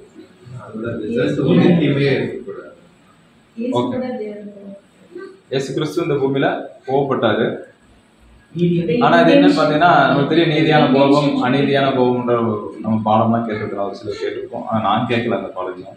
அது கண்டிப்பா தீமையான வேதத்துல சொல்லப்பட்டிருக்கு. இயேசு கிறிஸ்து என்ன செஞ்சாரு, கோபப்பட்டிருக்காரு. அவர் மேக்சிமம் யாரு மேல கோபப்படுவார்னா அங்க இருக்க பரிசேயர் மேல கோபப்படுவாரு. ஏன்னா அவங்க அவ்வளவு ட்ரூத் எல்லாத்தையும் அறிஞ்சு மக்களுக்கு போதிக்கிறாங்க. ஆனா அவங்க என்ன செய்யல, நடக்கிறது இல்லை. அப்படின்றப்ப அவங்க மேல கோபப்படுவாரு. அப்ப இந்த கோபம் நியாயமான கோபம், நியாயமற்ற கோபம்ன்றப்ப, நியாயமுள்ள கோபம் அப்படின்னீங்கன்னா எப்படி எடுத்துக்கலாம்னா, நீங்க வந்து அந்த நியாயமுள்ள கோபத்தை செய்யறப்ப அவங்களுக்கு வந்து ஒரு படிப்பினை கொடுக்கும். இப்ப நீங்க வந்து பிரதர் நீங்க செய்யக்கூடாது அப்படின்னு சொல்லி கோபமா சொல்லணும்னா, அவர் வந்து ஒரு தவறானது செய்யறாரு. அப்படி செய்யறப்ப நீங்க அவர் வந்து என்ன செய்யணும், கோபத்தோட, ரொம்ப கோபத்தோடு கிடையாது, சும்மா அவரை இது பண்ணக்கூடாது அப்படின்னு சொல்லிட்டு சொல்றப்ப அவர் வந்து என்ன செய்யறீங்கன்னா அந்த தவறுல இருந்து வெளியே கொண்டு வர்றீங்க. அது நியாயமான படிப்பினைகளை, அதாவது நம்மளுக்கு வந்து ஒரு பாடத்தை கற்பிக்கக்கூடியதா இருந்துச்சுன்னா அந்த கோபத்தை என்ன செய்யலாம், நீங்க கண்டிப்பா அதை படணும், பட்டுத்தான் ஆகணும். அது வேத வசனத்துல சொல்லப்பட்டது. அப்படி நம்முடைய ஆண்டவராகிய இயேசு கிறிஸ்து ஒரு சமயத்துல அந்த கோபத்தை வெளிப்படுத்தினாரு. மார்க் 3 அதிகாரம் 5 வசனம் வாசிக்கும். மார்க் 3 அதிகாரம் வசனம் 5. அவருடைய இருதய கடினத்தின் நிமித்தம் அவர் விசிறப்பட்டு கோபத்துடனே சுற்றிலும் இருந்தவர்களை பார்த்து அந்த மனுஷனை நோக்கி உன் கையை நீட்டு என்றார். அவன் நீட்டினான். அவன் கை மறு கையை போல சுத்தமாயிற்று. அப்ப இந்த இடத்துல என்ன பண்ணிருக்காரு நம்ம ஆண்டவர் இயேசு கிறிஸ்து? சுத்தப்படுத்திருக்காரு. எப்படி சுத்தப்படுத்தினா ஒரு கோபப்பட்டிருக்காரு. யார் மேலன்னா அங்க இருக்க பரிசேயர்கள் மேல. அப்ப இயேசு கிறிஸ்துடைய, அதாவது அங்க இருக்க பரிசேயர்கள் சைசேயர்களுடைய அதாவது ஹைப்ரோசின்னு சொல்லுவாங்களா, அந்த வஞ்சகம், இங்கிலீஷ்ல அது என்னன்னு தெரியல கரெக்டான வார்த்தை, ஹைப்போக்ரஸி. அந்த ஒரு அவங்களுடைய அந்த ஒரு சிந்தனை அறிஞ்சுக்கிடுவார், அவங்க எப்படிப்பட்டவங்க எதுன்னு சொல்லிட்டு. அவங்க எதுக்காக வந்து அந்த ஒரு சூம்பின கையினுடைய வச்சிருக்காருன்னா, ஒரு வேலை அவர் வந்து என்ன செய்வார், குணப்படுத்துவார். இவர் என்ன பண்ணலாம், குற்றம் கண்டுபிடிக்கிறதுக்காக. அப்ப அதை பார்த்துட்டு போகப்படுறாரு. அப்ப இந்த இடத்துல நியாயப்பிரமாணத்தை என்ன செய்யறாங்கன்னா, நியாயப்பிரமாணத்தின் கட்டளைகள் அவர் என்ன செய்யல, ஃபாலோ பண்ணல. இவர் அடுத்து என்ன கட்டளைகள் அந்த பூமிக்கு கொடுக்க போறாரோ, தன்னுடைய பிள்ளைகளுக்கு கொடுக்க போறாரோ, அதன்படி தான் என்ன செய்யறாரு நம்ம ஆண்டவராகிய இயேசு கிறிஸ்து செஞ்சு கொண்டு வர்றாருன்னு சொல்லி நம்ம பார்க்கிறோம். அப்ப இந்த இடத்துல இயேசு கிறிஸ்து கோவப்படுறாரு. யார் மேல கோவப்படுறாருன்னா, அங்க இருக்க அவங்க தவறான வழியில என்ன செய்யறாங்க, மக்களை நடத்திட்டு இருக்காங்க. அதே மாதிரி தேவாலயத்துல போய் என்ன செய்வார், சாட்டை எடுத்து அடிப்பாரு. சாட்டை எடுத்து அடிக்கிறாருன்னா பயங்கரமா அடிக்க மாட்டார், சும்மா என்ன செய்வார், சின்ன ஒரு 100 நாள் சாட்டை அடிச்சுட்டு சும்மா விரட்டுவார், அவ்வளவுதான். அப்ப ரெம்பையில என்ன செய்ய மாட்டார், அவர் அவ்வளவு பயங்கரம் கோவப்பட்டார். அவர் அப்படி நினைச்சிருந்தாருன்னா உலகமே மனுஷன் எல்லாம் என்ன செஞ்சுவாரு, அவரு அழிச்சிடுவாரு. அப்ப அவரு அன்பு நிமித்தமா என்ன செய்யறாருன்னா கோவப்படுறாரு. இவங்க வந்து என்ன செய்யணும், படிப்பினையை கற்றுக்கொள்ளணும், என்னுடைய வார்த்தைகளை இவங்க என்ன செய்யணும், ஏற்றுக்கொள்ளணும் அப்படின்றதுக்காக என்ன செய்யறாருன்னா இவர் அந்த சில கோபங்கள் படுறாரு. இப்ப வேதத்துல சொல்றப்ப நீதியுள்ள கோபம், அதெல்லாம் இயேசு கிறிஸ்து அடையிறப்ப அது ஒரு கோபம் தான். அப்ப கோபம் அப்படின்றப்ப அந்த சுயாதீனம், அது ஒரு மனுஷனுடைய சுயத்தை நம்ம தொடர்பு தான் கோபம் பயங்கரமா வரும். அப்ப இயேசு கிறிஸ்துவ அடிக்கிறப்பையும் கூட பாத்தீங்கன்னா தலையில கொட்டுறதெல்லாம் அவர் சாதாரண விஷயம் நினைக்கிறீங்க, அதெல்லாம் பயங்கரமான ஒரு ரொம்ப மோசமான ஒரு காரியங்கள். கிறிஸ்துவுக்கு செய்யறப்ப அப்படி அந்த அவர்கிட்ட இருந்து ஒரு கோபம் அப்படின்ற ஒரு சின்ன சிம்டம் கூட என்ன செய்யலாம், அவருக்கு வரவே இல்லை. இந்த வசனம் கூட வாசிக்கலாம், 7:11. 7ஆம் சங்கீதம் 11ஆம் வசனம். தேவன் நீதியுள்ள நியாயாதிபதி, அவர் நாள்தோறும் பாவியின் மேல் சினம் கொள்ளுகிற தேவன். ஓகே. அப்ப இந்த இடத்துல பாக்குறப்ப அப்ப தேவன் வந்து சினம் கொள்ளுகிற தேவன்றப்ப தேவன் கோபம் கொள்ளுவாரா அப்படின்னு சொல்லி பாத்தீங்கன்னா, அவருடைய கோபத்தை யாராலும் என்ன செய்ய முடியாது. அவர் வந்து பேருக்காக நான் கோபப்படுவேன்னு சொல்றாரு. எதனாலன்னா அவனுக்கு ஒரு படிப்பினையை கொடுக்கணும் அப்படின்றதுக்காக தேவன் என்ன செய்யறா கோபப்படுறாரு. இந்த வசனத்தை எடுத்துட்டு பேர் சபையிலையோ இந்த வெளியே உலக ஜனங்களோ எடுத்து படிச்சாங்கன்னா எப்படி இருக்குன்னு சொல்லி பார்த்தீங்கன்னா, தேவன் என்ன செய்ய பயங்கரமான ஒரு, அவர் என்ன செய்வாரு, அழிச்சிருவாரு அப்படியே ஒரு மனநிலை யாருக்குள்ள இருக்குன்னா இப்ப இருக்க பெயர் சபைக்காரங்களுக்குள்ள இருக்கு. உலக ஜனங்களும் இந்த வசனத்தை படிச்சாங்கன்னா அவங்க எப்படி எடுத்துக்குவாங்க, அப்படியே பயங்கரமான கோவக்காரர் இருக்கு அப்படின்னு என்ன செய்வாங்க, அவங்க எடுத்துக்குவாங்க. ஆனா உண்மையான தேவனுடைய பிள்ளைகள் நம்மளுக்கு தெரியும், அவர் எப்பேற்பட்ட இரக்கம் உள்ளவர், இரக்கத்தில் ஐஸ்வர்யம் நிறைந்தவர் பாதை நம்முடைய தேவன் சொல்லி பார்க்கலாம். சரி, ஓகே. அப்ப நியாயாதிபதினு சொல்றோம். அப்ப நாள்தோறும் பாவின்னு சொல்லவங்களுக்கு இருக்கு. உலகத்துல இருக்க அத்தனை பேர் யாரு தான், இயேசு கிறிஸ்து தவிர எல்லாமே பாவிகள் தான். அப்ப பாவிகளுக்குள்ள என்ன செஞ்சிருக்கணும், தேவன் அழிச்சிருக்கணும். அப்ப அவருடைய அழிவு ஒருவேளை நம்ம யோசிச்சு பார்க்கலாம், அவருடைய அழிவு எப்படி இருந்திருக்கும். ஒருவேளை தேவையில்லை, மனுஷனுக்கு தேவையில்லைன்னு நினைச்சிருந்தா தேவன் ஒரு செகண்ட்ல என்ன செய்வார், அந்த பூமியை எல்லாத்தையும் அழிக்கிறதுக்கு எவ்வளவு நேரம் ஆகும், அதனால டக்குன்னு முடிச்சு போயிட்டே இருக்கும். அப்படிப்பட்ட ஒரு வல்லமை நிறைந்தவர் நம்முடைய பிதாவாகிய தேவன். ஆனா அவர் எவ்வளவுடைய மெர்சி, அவருடைய அந்த அன்பு லவ் எப்படிப்பட்டது சொல்லி தான் நம்ம வாசிக்கிறோம். சில கோட்ஸ், இது வந்து ரசல் பிரதர் சொன்ன ரீப்ரடிஷன் சின்ன சின்ன பாயிண்ட்ஸ் போட்டிருக்கேன், இது மட்டும் நீங்க வாசிங்க. கோபம் பாவம் அல்ல, சரியான காரணத்தால் கோபப்பட இயலாமை என்பது அபூர்வத்தை குறிக்கும். காரணமில்லாமல் கோபப்படுவது அவருக்கு முறையற்றது. பாவத்தை வெறுத்து நீதியை நேசிப்பதில் அவரை போல அன்பு செய்வதிலும் வெறுப்பிலும் இருக்க வேண்டும் என்று அவர் கூறுகிறார். கோபம் நமக்கு சரியானது என்று நாம் உணர்ந்தால் நாம் அதை அதிக விவேகத்தை பயன்படுத்த வேண்டும். நீங்கள் கோபமாக இருங்கள், பாவம் செய்யாதீர்கள். எபேசியர் 4:26. கோபம் முதல்ல பார்க்குறப்ப கோபம் பாவம் அல்ல. எப்படி சொல்றதுன்னு பார்த்தீங்கன்னா, நியாயமா கோவப்படுறது வந்து ஒரு பாவம் கிடையாது. தேவன் கோவப்படுறாருன்னா கண்டிப்பா அவர் எப்படின்னா அநியாயமா கோவப்படுவார்னா கண்டிப்பா கிடையாது. அவர் நியாயமா என்ன செய்வார்? தேவன் கோவப்படுவார். அதாவது எப்படிப்பட்ட கோபத்தை நம்ம காமிக்கணும்னா, சரியான காரணத்தால் கோபப்பட இயலாமை என்பது அபூர்வத்தை குறிக்கும். ஒரு ரீசனுக்காக ஒரு தேவன் எப்படின்னா ஒரு பாவியின் மேல் சினம் உள்ளவராக இருக்கிறான்னு சொல்றப்ப, அப்ப தேவன் வந்து ஒரு படிப்பினை கொடுக்குறப்ப அந்த ஒரு கோபம் வெளிப்படுது பார்த்தீங்கன்னா, அதே மாதிரி நம்ம வந்து சரியான காரணத்துக்காக கோவப்படாமல் இருந்தோம்னாலும் அது ஒரு அபூர்வத்தை குறிப்பிடும். அது தவறுன்னு சொல்றாரு இந்த இடத்துல. அது பார்க்குறப்ப காரணம் இல்லாமல் கோவப்படுறது அவருக்கு முறையற்றது.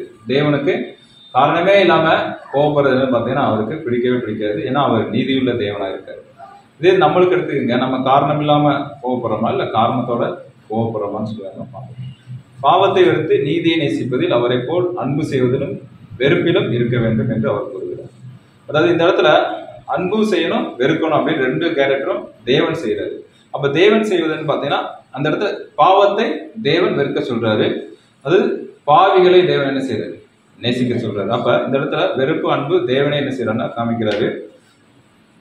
கோபம் நமக்கு சரியானது என்று நாம் உணர்ந்தால் நாம் அதிக விவேகத்தை பயன்படுத்த வேண்டும். அது ஞானமாய் செயல்பட வேண்டும்.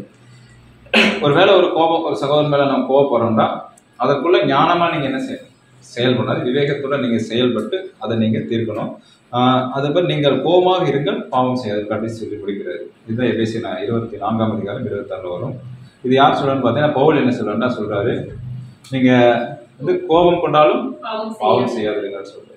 அப்ப கோபம் எதுக்கு நாம கொள்ளணும்? அநியாயமான கோபம்னா என்ன, நீதினா கோபம், அதை நம்ம கற்றுக்கொள்ளணும். அப்ப இந்த இடத்துல தேவன் மிகப்பெரிய அழிவு உருவாக்குவாரா அப்படின்னு சொல்லி பார்த்தீங்கன்னா அவர் நினைச்சிருந்த அப்பயே ஆதாம் ஏவாளை அழிச்சிருக்கலாம். மனுஷனே இல்லாம கூட படைச்சிருக்கலாம், நீ வேற மனுஷனையும் உருவாக்க முடிஞ்சிருக்கும். ஆனா அந்த இடத்துல அவருடைய தயவு அன்பு பார்க்குறப்ப மனுஷன், அதாவது மனுஷன் தவறு செஞ்சா அவன் மரணத்துக்குள்ள போயிட்டான், அவன் மறுபடியும் என்ன செய்யணும்? கொண்டு வரணும் அப்படின்றதுக்கு தான் நம்முடைய ஆண்டவராக இயேசு கிறிஸ்து வர்றாரு. வந்துட்டு அவர் என்ன செய்யறா அந்த ஒரு காரியங்களை செஞ்சுட்டு போனாரு. இந்த கடைசி காலத்துல இருக்கு நான் அடுத்து வர்ற ராஜ்யம் பார்த்தீங்கன்னா அந்த உலக ஜனங்களுக்காக என்ன செஞ்சிருக்காரு? மிகப்பெரிய ஒரு மெர்சி, அதாவது தேவனுடைய திட்டம் பயங்கரமான ஒரு திட்டம். தன்னுடைய மகனை கொண்டு அந்த ரத்தத்தின் மூலமா என்ன செய்யணும்? ஜனங்களுக்கு மீட்பு கொடுக்கணுன்றத தேவனுடைய திட்டம், தெய்வீக திட்டம். இதுதான் பார்த்தீங்கன்னா அவருடைய அந்த அன்பு உள்ள மறைஞ்சிருக்குன்னு சொல்லி பார்க்குறோம். அப்ப தேவன் எப்படிப்பட்ட அன்புள்ளவர்னு சொல்லிட்டு நம்ம வாசிக்கலாம். 145ஆம் சங்கீதத்தில் வாசிக்கலாம் 8:9. 145ஆம் சங்கீதம் வசனம் 8. கர்த்தர் இரக்கமும் மன ஒழுக்கமும் நீடிய சாந்தமும் மிகுந்த கிருபையும் உள்ளவர். கர்த்தர் எல்லா மேலும் தயவுள்ளவர். அவர் இரக்கங்கள் அவருடைய எல்லா கிரியைகளின் மேலும் உள்ளது. அப்ப இரக்கம் மன ஒழுக்கம் நீடிய சாந்தமும் மிகுந்த கிருபை நிறைந்தவர் சொல்லி பார்க்கிறோம். அவர் வந்து எப்பவுமே சினம் என்ன செஞ்சுட்டு இருக்க மாட்டார், கோபம் கொள்ளாத ஒரு தேவன். அவர் எல்லார் மேலும் அவர் இரக்கங்கள் அவருடைய கிரியைகள் எல்லா கிரியைகளும் அவருக்குள்ள இறக்கம் என்ன செய்யும்? கண்டிப்பா நம்ம முன்னாடி பார்த்தப்ப அவருடைய கிரியைகள் எல்லா ஜீவராசிகளுக்கும் அந்த கோபம் அப்படின்ற ஒரு குணலட்சணம் இருக்கு. அப்ப கோபம்ன்றது எப்படி உருவாகி வந்துச்சு? ஏன்னா மனுஷனுக்கு தான் என்ன செய்யறாருன்னா தேவன் இப்படிப்பட்ட வாக்கியங்களை கொடுக்குறாரு, விலங்குகளுக்கு கொடுக்குறாருன்னு சொல்லி அந்த மாதிரி கிடையாது. அப்ப எதனால இந்த கோபம் உலகத்துக்குள்ள பிரவேசிச்சதுன்னு சொல்லி பார்த்தீங்கன்னா மனுஷன் தான் தவறு பண்ண, அப்ப மனுஷனுக்கு தான் கோபம் இருக்கணும். அப்புறையே வந்து விலங்குகள் கோபம் இருக்கு.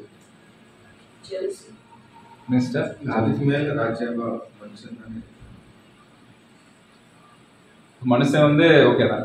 மனுஷன் வந்து அது ஆதாம் செஞ்சு தவறுனால, அப்ப விலங்குகள் மிருகங்கள் பறவைகள் எல்லாத்துக்கும் என்ன செய்யுது? கோபம் வருது. என்ன ரீசன்?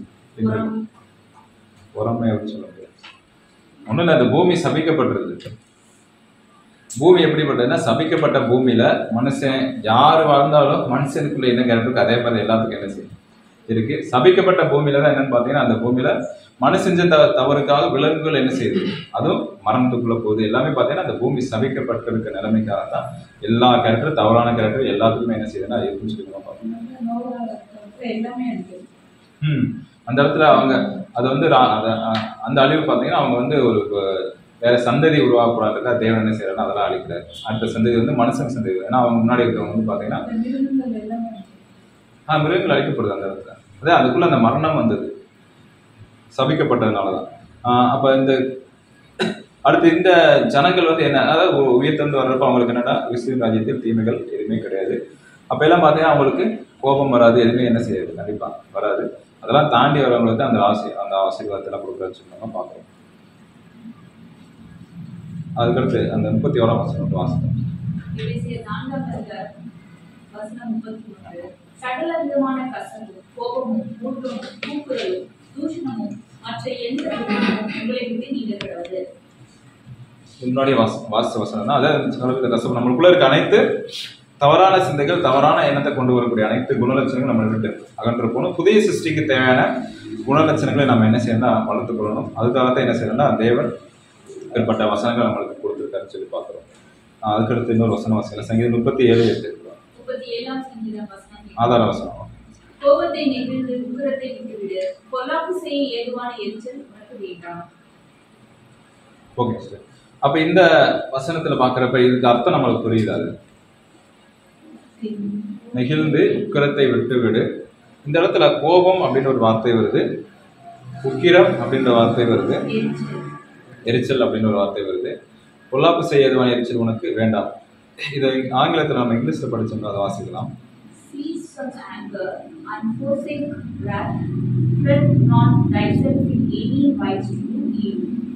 ஓகே. இப்போ இந்த இடத்துல சொல்லப்பட்ட இது எல்லாமே அது இங்கிலீஷில் பார்த்தாலும் ஒரே வசனமாக தான் இருக்குது. சீஸ் ஃப்ரம்னா உங்களுடைய கோபத்தை நிகழ்ந்துட்டு இருக்கு. அது இங்கிலீஷில் படிக்கிறப்ப சீஸ் ஃப்ரம் ஆங்கர்னா உங்களுடைய கோபத்தை குறைத்து கோல்னு சொல்லிட்டு தமிழில் வரும். அதே மாதிரி ஃபர்ஸ்ட் ராத்து உக்கரத்தை விட்டுவிடு, விஸ் டு டு ஈவில் அதாவது உன்னுடைய அது அது வேற டிரான்ஸ்லேஷனில் வேற மாதிரி இருக்கும். நீங்கள் திருவிவிலியம் வச்சுருக்கீங்க, அது படிக்க முடியுமா?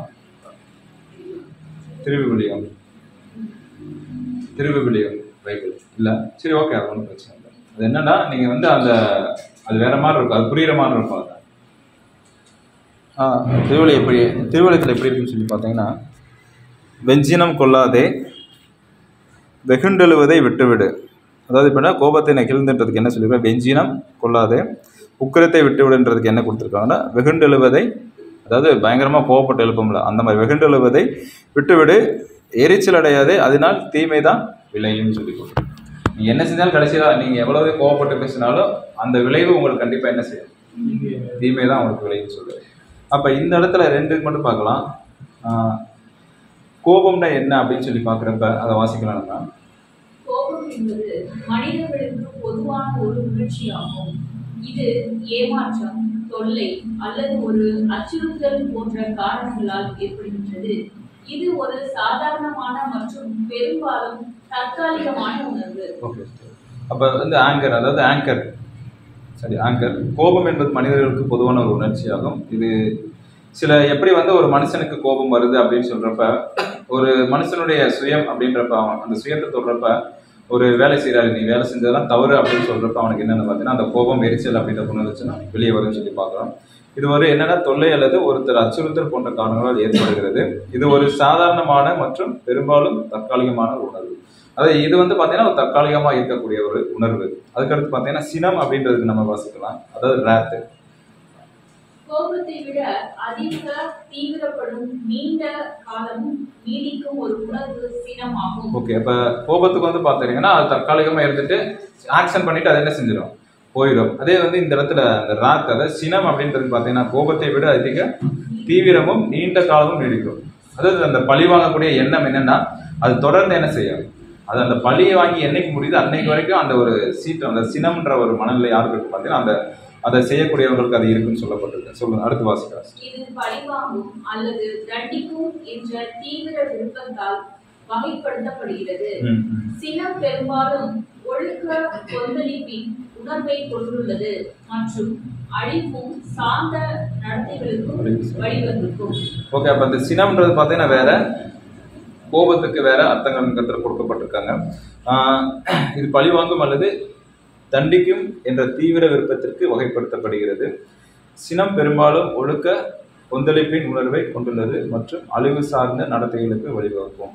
அப்போ சினம் அப்படின்றது பார்த்தீங்கன்னா உங்களுக்கு அந்த ஒரு என்ன சொல்றது, அந்த பழிவாங்கக்கூடிய எண்ணம் அது கடைசி வரைக்கும் நம்மளுக்குள்ள அது மனசுக்குள்ளே வெஞ்சன்ஸ்ன்னு சொல்லுவாங்க. அந்த ஒரு பழிவாங்க எண்ணத்தை மனசுக்குள்ளேயே வச்சுக்கிட்டு இருக்கேன், நான் மனசுக்குள்ளே நீ செஞ்சதெல்லாம் நான் வச்சுக்கிட்டு இருக்கேன் அப்படின்றப்ப அது என்ன ஒரு உணர்வுன்னு பார்த்தீங்கன்னா உங்களுக்குள்ள இருக்க சினம் அப்படின்ற ஒரு உணர்வு.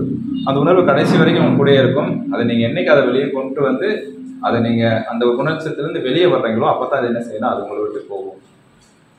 அப்போ கோபம்ன்றது பார்த்தீங்கன்னா டக்குன்னு வரக்கூடிய, டக்குன்னு நம்ம என்ன செஞ்சிருவோம், தவறா பேசிடுவோம், டக்குன்னு ஒரு கோபத்தில் என்ன செஞ்சிருவோம் சொல்லுவோம்னு சொல்லி நம்மளே சொல்லுவோம், நான் கோபத்தில் இந்த மாதிரி அவர் என்ன செஞ்சேன், அப்பா பேசிட்டேன் அப்படின்றப்ப இந்த கோபம் டக்குன்னு வந்துட்டு அப்படியே போகக்கூடிய ஒரு உணர்வு. ஆனால் சினம்ன்றது பார்த்தீங்கன்னா நீடித்த காலம்லாம் என்ன செய்யும், கூட வந்துகிட்டே இருக்கும். அப்போ இந்த ஒரு குணலட்சணத்தை அந்த கோபத்துக்குள்ளே தான் அது என்ன செய்யுதுன்னா வருது.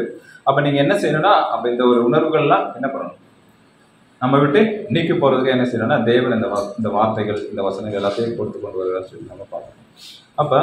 அப்போ நம்ம இந்த ஒரு கோபத்தை கட்டுப்படுத்துறதுக்கு நம்ம லைஃப்ல சில ஒரு இது கொடுத்துருக்காங்க. என்னன்னா, கோபத்தை கட்டுப்படுத்த நாம் வாழ்வில் எடுத்துக்கொள்ளக்கூடிய சில வழிகள் எங்கேன்னு சொல்லப்பட்டிருக்கு. ஒரு சின்ன சின்ன ஒரு பாராகிராஃப் இருக்கு, சின்ன சின்ன காரியங்கள் தான், ஒரு சின்ன வரி, ஒரு வரியில தான் இருக்கு, அதுக்குரிய வசனங்கள் கொடுக்கப்பட்டிருக்காங்க. அதை மட்டும் நம்ம பார்த்து இந்த பாடத்தை படிக்கலாம். ஃபர்ஸ்ட் வந்து பார்த்தீங்கன்னா, சிறிய குற்றங்களை கவனிக்க வேண்டாம். நீதிமொழிகள் 19ஆம் அதிகாரம் 11ஆம் வசனம் வாசிக்கலாம். மனுஷனுடைய விவேகம் அவன் கோபத்தை அடக்கும், குற்றத்தை மன்னிப்பது அவனுக்கு வலிமை. Okay sir. அப்ப சிறிய குற்றங்களை கவனிக்க வேண்டாம்னா, நம்ம சகோதரர்கள் மத்தியில சின்ன சின்ன குற்றங்கள், குறைகள் நம்மளை என்ன செய்வாங்க, நம்மளுக்கு அகைன்ஸ்டா பண்ணுவாங்க. சின்ன சின்ன குறைகள் இருக்கும். நீங்க வந்து அதை எப்படி எடுத்துக்கூடாதுன்னு சொல்லி பார்த்தீங்கன்னா, பெருசா நீங்க என்ன செய்யாதீங்க, எடுத்துக்க வேண்டாம். அதை நீங்க மன்னிச்சிருங்க. அதை வந்து பெருசா நீங்க என்ன பண்ணாதீங்க, எடுத்துக்காதீங்கன்னு சொல்லப்படுது, இந்த இடத்துல சொல்லப்பட்டிருக்கு. அடுத்தது பார்க்குறப்ப தன்னுடைய சொந்த தவறுகளுக்காக தானே பொறுப்பேற்க வேண்டும். அதாவது ஒரு சின்ன தவறுகள் நம்ம செய்கிறோம், செஞ்சுட்டு இது வந்து அவங்க மூலமாக தான் செஞ்சேன், இவங்க சொல்லித்தான் செஞ்சேன் அப்படின்னு சொல்லிட்டு நம்ம குற்றம் குறை சொல்லாமல் தன்னுடைய சொந்த தவறுகள் தானே என்ன செய்யணும், சரிங்க நான் தான் என்ன பண்ணிட்டேன், தவறு பண்ணிட்டேன், என்னை மன்னிச்சிருங்க அப்படின்ற ஒரு மனநிலைக்கு நம்ம என்ன செய்யணும்னா வரக்கூடியவர்களாக இருக்காங்க. அதுக்குரிய வசனம் வாசிக்கலாம். மத்திய 7ஆம் அதிகாரம் 1ஆம் வசனம். நீங்கள் குற்றவாளிகள் என்று தீர்க்கப்படாதபடிக்கு மற்றவர்களை குற்றவாளிகள் என்று தீர்க்காதீர்கள். மாயக்காரனே, முன்பு உன் கண்ணில் இருக்கிற உத்திரத்தை எடுத்து போடு, பின்பு உன் சகோதரன் கண்ணில் இருக்கிறதுக்கு எடுத்து போட வகை பார்ப்பாய். அப்ப நம்ம பாக்குறப்ப மற்ற சகோதர சகோதரிகளை எப்படி பாக்குறோன்றத இந்த இடத்துல நம்ம பாக்குறோம். நம்மளுடைய கண்ணில் பெருசா இருக்கும், ஆனா மற்றவங்களுக்கு கண்ணில் சின்னதா இருந்தா நீங்க என்ன செய்யுங்க, எடுத்து போடுங்கன்றப்ப நம்மகிட்ட அநேக குறைகள் இருக்கும். அந்த குறைகளை வச்சுட்டு சகோதர சகோதரிகிட்ட போய் நம்ம என்ன செய்வோம்னா, அவங்களுடைய குற்றம், இந்த குறைகளை நீங்க என்ன செய்யுங்க, செய்யாதீங்கன்னு சொல்லுவோம். அந்த மாதிரி நம்ம பேசவே கூடாது. நம்முடைய கண்ணில் இருக்க அந்த பெரிய உத்தரத்தை எடுத்து போட்டு என்ன செய்யணும்னா, அவங்ககிட்ட இருக்க சிறிய உத்தரத்தை நீங்க எடுங்கன்னு சொல்லணும். அதே பார்த்தீங்கன்னா, தன்னுடைய சொந்த தவறுகளுக்காக தானே பொறுப்பேற்க வேண்டும். மற்றவங்களை குற்றப்படுத்தவும் மற்றவங்களை குறை சொல்லிட்டு நம்ம என்ன செய்யக்கூடாது, இருக்கக்கூடாது. இதுவும் பார்த்தீங்கன்னா ஒரு விதமான கோபத்தின் விளைவு தான். பார்த்தீங்கன்னா, மற்றவங்களை குற்றப்படுத்துறது, குறை சொல்றது, ஒருத்தர் மேல ஒரு சகோதரி எனக்கு வந்து அகைன்ஸ்டா பேசிட்டாங்கன்னா நம்ம என்ன செய்வோம், அவரை பத்தி மற்றவங்ககிட்ட பேசுறப்ப அவர் மேல இருக்க கோபத்தினாலே நம்ம என்ன செய்வோம், அவங்க மற்றவங்ககிட்ட போய் தவற நம்ம பேசக்கூடியவர்களாக இருக்கும். அந்த மாதிரி இருக்கக்கூடாதுன்னு இந்த இடத்துல சொல்றாங்க. ஒரு 3வது பாயிண்ட், நம்முடைய ஜெப வாழ்க்கையை தீவிரப்படுத்த வேண்டும். 1 தீமோத்தேயு 2ஆம் அதிகாரம் 8ஆம் வசனம் வாசிக்கிறோம். 1 தீமோத்தேயு 2ஆம் அதிகாரம் வசனம் 8. அன்றியும் மூர்க்கமும் கோபமும் தர்க்கமில்லாமல் பரிசுத்தமான கைகளை உயர்த்தி எல்லா இடங்களிலும் ஜெபம் பண்ண வேண்டும் என்று விரும்புகிறேன். அப்ப இந்த இடத்துல பாக்குறப்ப பரிசுத்த கைகளை உயர்த்தின்னு சொல்லப்பட்டிருந்தா லிப்ஸ் ஹேண்ட்ஸ் இருக்கும். அது எங்கன்னு சொல்லி பார்த்தீங்கன்னா, எல்லா இடங்களையும் சொல்லி பார்த்தீங்கன்னா நம்ம இருக்க எல்லா இடங்களும் கிடையாது. அது சபையில எங்கெங்க சபையில இருக்கீங்களோ, எங்கெங்க போறீங்களோ, சபை அப்படின்ற ஒரு இடத்துக்கு நீங்க போறப்ப சகோதர சகோதரிகளை கூடுறப்ப நீங்க எப்படி இருக்குன்னா, நீங்க தர்க்கம் இல்லாம பரிசுத்தமான கைகளை உயர்த்தி எல்லா இடங்களையும் ஜெபம் செய்ய வேண்டும். யாருக்காகன்னு பார்த்தீங்கன்னா, உங்களுடைய சகோதர சகோதரிகளுக்காக. அவங்களோட தப்பிதங்கள் எது செய்திருந்தாலும் அவங்களுக்காக நீங்க என்ன செய்யுங்க, ஜெபம் செய்யுங்க. உங்களுடைய ஜெபம் கேட்கப்படும். அதனால உங்களுடைய ஜெப வாழ்க்கையில மற்ற சகோதர சகோதரிகளுக்காக உங்களுக்கு அகைன்ஸ்டா கோபங்கள் மூட்டக்கூடிய மனநிலை உள்ள சகோதர சகோதரிகள் அதை மாதிரி செஞ்சாங்கன்னா நீங்க என்ன செய்யுங்கன்னா, உங்களுடைய ஜெபங்களை அவங்க நினைத்துக் கொள்ளுங்க. உங்களுடைய ஜெப வாழ்க்கையை நீங்க என்ன செய்யுங்க, அனுதினமும் இதை பற்றி நீங்க தேவனிடத்துல சொல்லிக்கொண்டே வந்தீங்கன்னா அந்த தவறான சிந்தைக்குள்ள போகாம நம்ம என்ன செய்யணும், நம்மளை காத்துக்கொள்ள முடியும்னு சொல்லப்பட்டிருக்கு. அப்புறம் 4வது பாயிண்ட் பார்த்தீங்கன்னா, வாசிக்கலாம் சிஸ்டர். நீதிமானாகவும் இரக்கமுள்ளவராகவும் இருங்கள். ஆனா இதுவும் நம்ம செய்யக்கூடியவர்களா இருக்கணும். அப்ப நம்ம கோபம் நம்மளுக்குள்ள இருந்துச்சுன்னா, இந்த நீதிமானாகவும் இரக்கமுள்ளவராக இருந்துச்சுன்னா நம்மளுக்குள்ள என்ன ஆகும், அந்த கோபம் என்ற உணர்வு நம்மளை விட்டு போயிடும். இது முக்கியமான பார்க்குறப்ப இரக்கமுள்ளவர்களாய் இருங்கள் சொல்லப்பட்டிருக்கு. அப்ப இரக்கமுள்ளவர்களாய் இருக்கிறோம்னா, ஒரு சகோதரன் மேல நம்ம கோபப்படுறோம்னா, உங்களுக்குள்ள இரக்கம் அப்படின்னு ஒரு குணலட்சணம் இருந்துச்சுன்னா அந்த சகோதரன் நீங்க என்ன செய்ய மாட்டீங்க, கோபம் பட மாட்டீங்கன்னு சொல்லப்பட்டிருக்கு. அப்ப நீங்க எப்படி இருக்குன்னு சொல்லி பார்த்தீங்கன்னா, இரக்கமுள்ளவர்களாய் இருங்கள். இறக்கப்பட்டீங்கன்னா நீங்க என்ன செய்ய மாட்டீங்க, கோபப்பட மாட்டீங்க. இது கூட வசனம் வாசிக்கலாம். 78 சங்கீதம் 38. அவரோ அவர்களை அழிக்காமல் இரக்கம் உள்ளவராய் அவர்கள் அக்கிரமத்தை மன்னித்தார். அவர் தமது உக்கிரம் முழுவதையும் எழுப்பாமல் அநேக தரம் தமது கோபத்தை விலக்கிவிட்டார். இப்ப தேவன் என்ன செய்யறாருன்னா, அவருடைய ஜனங்கள் தவறு பண்றப்ப அவரே என்ன பண்றாருன்னா, அவர்களை அழிக்கக்கூடிய மனநிலைமை இருந்தாலும் அவர் என்ன செய்யறாருன்னா, அந்த மெர்சினால இரக்கமுள்ளவராய் இருந்து அவங்களுடைய அக்கிரமத்தை மன்னித்து அவர் உக்கிரம் முழுவதும் என்ன செய்யறாரு, எழுப்பாமல் அநேக தமது கோபத்தை விலக்கி விட்டார். அப்ப இரக்கமுள்ளவர்களாக இருந்தாங்கன்னா தேவன் செய்யக்கூடிய காரியத்தை நீங்கள் என்ன செய்ய முடியும். இதுதான் பார்த்தீங்கன்னா அந்த ஒரு என்ன சொல்றது, தேவனுடைய செய்கைகள், அதாவது அவருடைய குணநலத்தை பெற்றவர்கள் எப்படி தேவன் இரக்கமுள்ளவர்களாக இருக்கிறாரோ அதே மாதிரி நீங்கள் என்ன செய்யணும், இரக்கமுள்ளவர்களாக இருந்தா நீங்க என்ன செய்யணும், உங்க சகோதரனோ உங்க சகோதரிகள் மத்தியில அந்த கோபம் அந்த ஒரு மனநிலையை விட்டு நீங்க என்ன செய்யணும்னா வெளியே வருவீங்க. அதுக்கு நீங்க இரக்கமுள்ளவர்களாக இருக்குன்னு சொல்லப்பட்டிருக்கு இந்த இடத்துல. அப்புறம் வாசிக்கிற இன்னொரு வசனம் வாசிக்கலாம். அதிலேயும் மீகா 6:8. மனுஷனே, நன்மை இன்னதென்று அவர் உனக்கு அறிவித்திருக்கிறார். நியாயம் செய்து இரக்கத்தை சிநேகித்து உன் தேவனுக்கு முன்பாக மன தாழ்மையாய் நடப்பதை அல்லாமல் வேற என்னத்தை கற்றுக்கொண்டு கேட்கிறார். அதான் என்ன செய்யறாரு, இதைத்தான் நம்மகிட்ட என்ன செய்யறாரு, தேவன் கேட்கக்கூடியவராக இருக்காரு. இரக்கத்தை சிநேகித்து உன் தேவனுக்கு முன்பாக மன தாழ்மையா நடக்கிறது இல்லாமல் வேற ஒன்றும் என்ன செய்யறேன்னா, உன்கிட்ட எது கேட்கல, நீ அதை செய்ய இதை செய்ய எனக்காக இப்படி பண்ண அப்படின்னு நான் எது கேட்கல. நீங்க இதுதான் நியாயமான வழி, அந்த நியாயமான வழியை மாத்திரம் நீங்க என்ன செய்யுங்க, பின்பற்றுங்கன்னு சொல்லிட்டு தேவன் சொல்றாரு. அடுத்து 5வது பார்க்குறப்ப அதை வாசிக்கலாம். சமாதானம் ஆவதற்கு திறந்த மனதுடன் இருங்கள். ஓகே, அப்போ நம்ம இருக்கிறோமா அப்படின்னு சொல்லி பார்த்துக்கலாம்.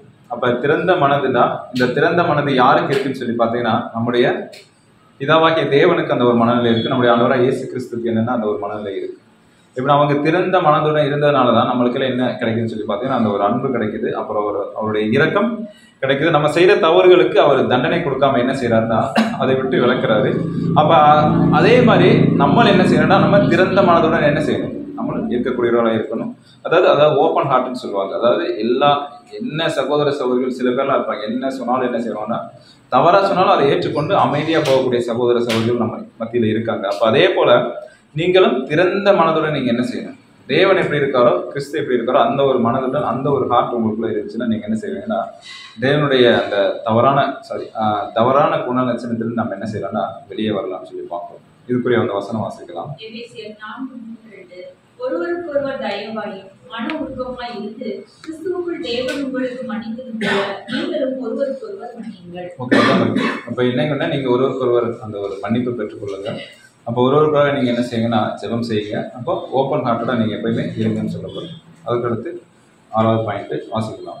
பிறருடன் கலந்துரையாடும் போது கவனமாக செயல்பட வேண்டும். ஓகே, இது ஒரு முக்கியமான ஒரு பாயிண்ட்டுங்க. இது பிறருடன் கலந்துரையாட, அதாவது நம்ம என்ன செய்வோம், சத்தியத்தின் நிமித்தம் நம்ம என்ன செய்வோம்னா பேசுவோம்.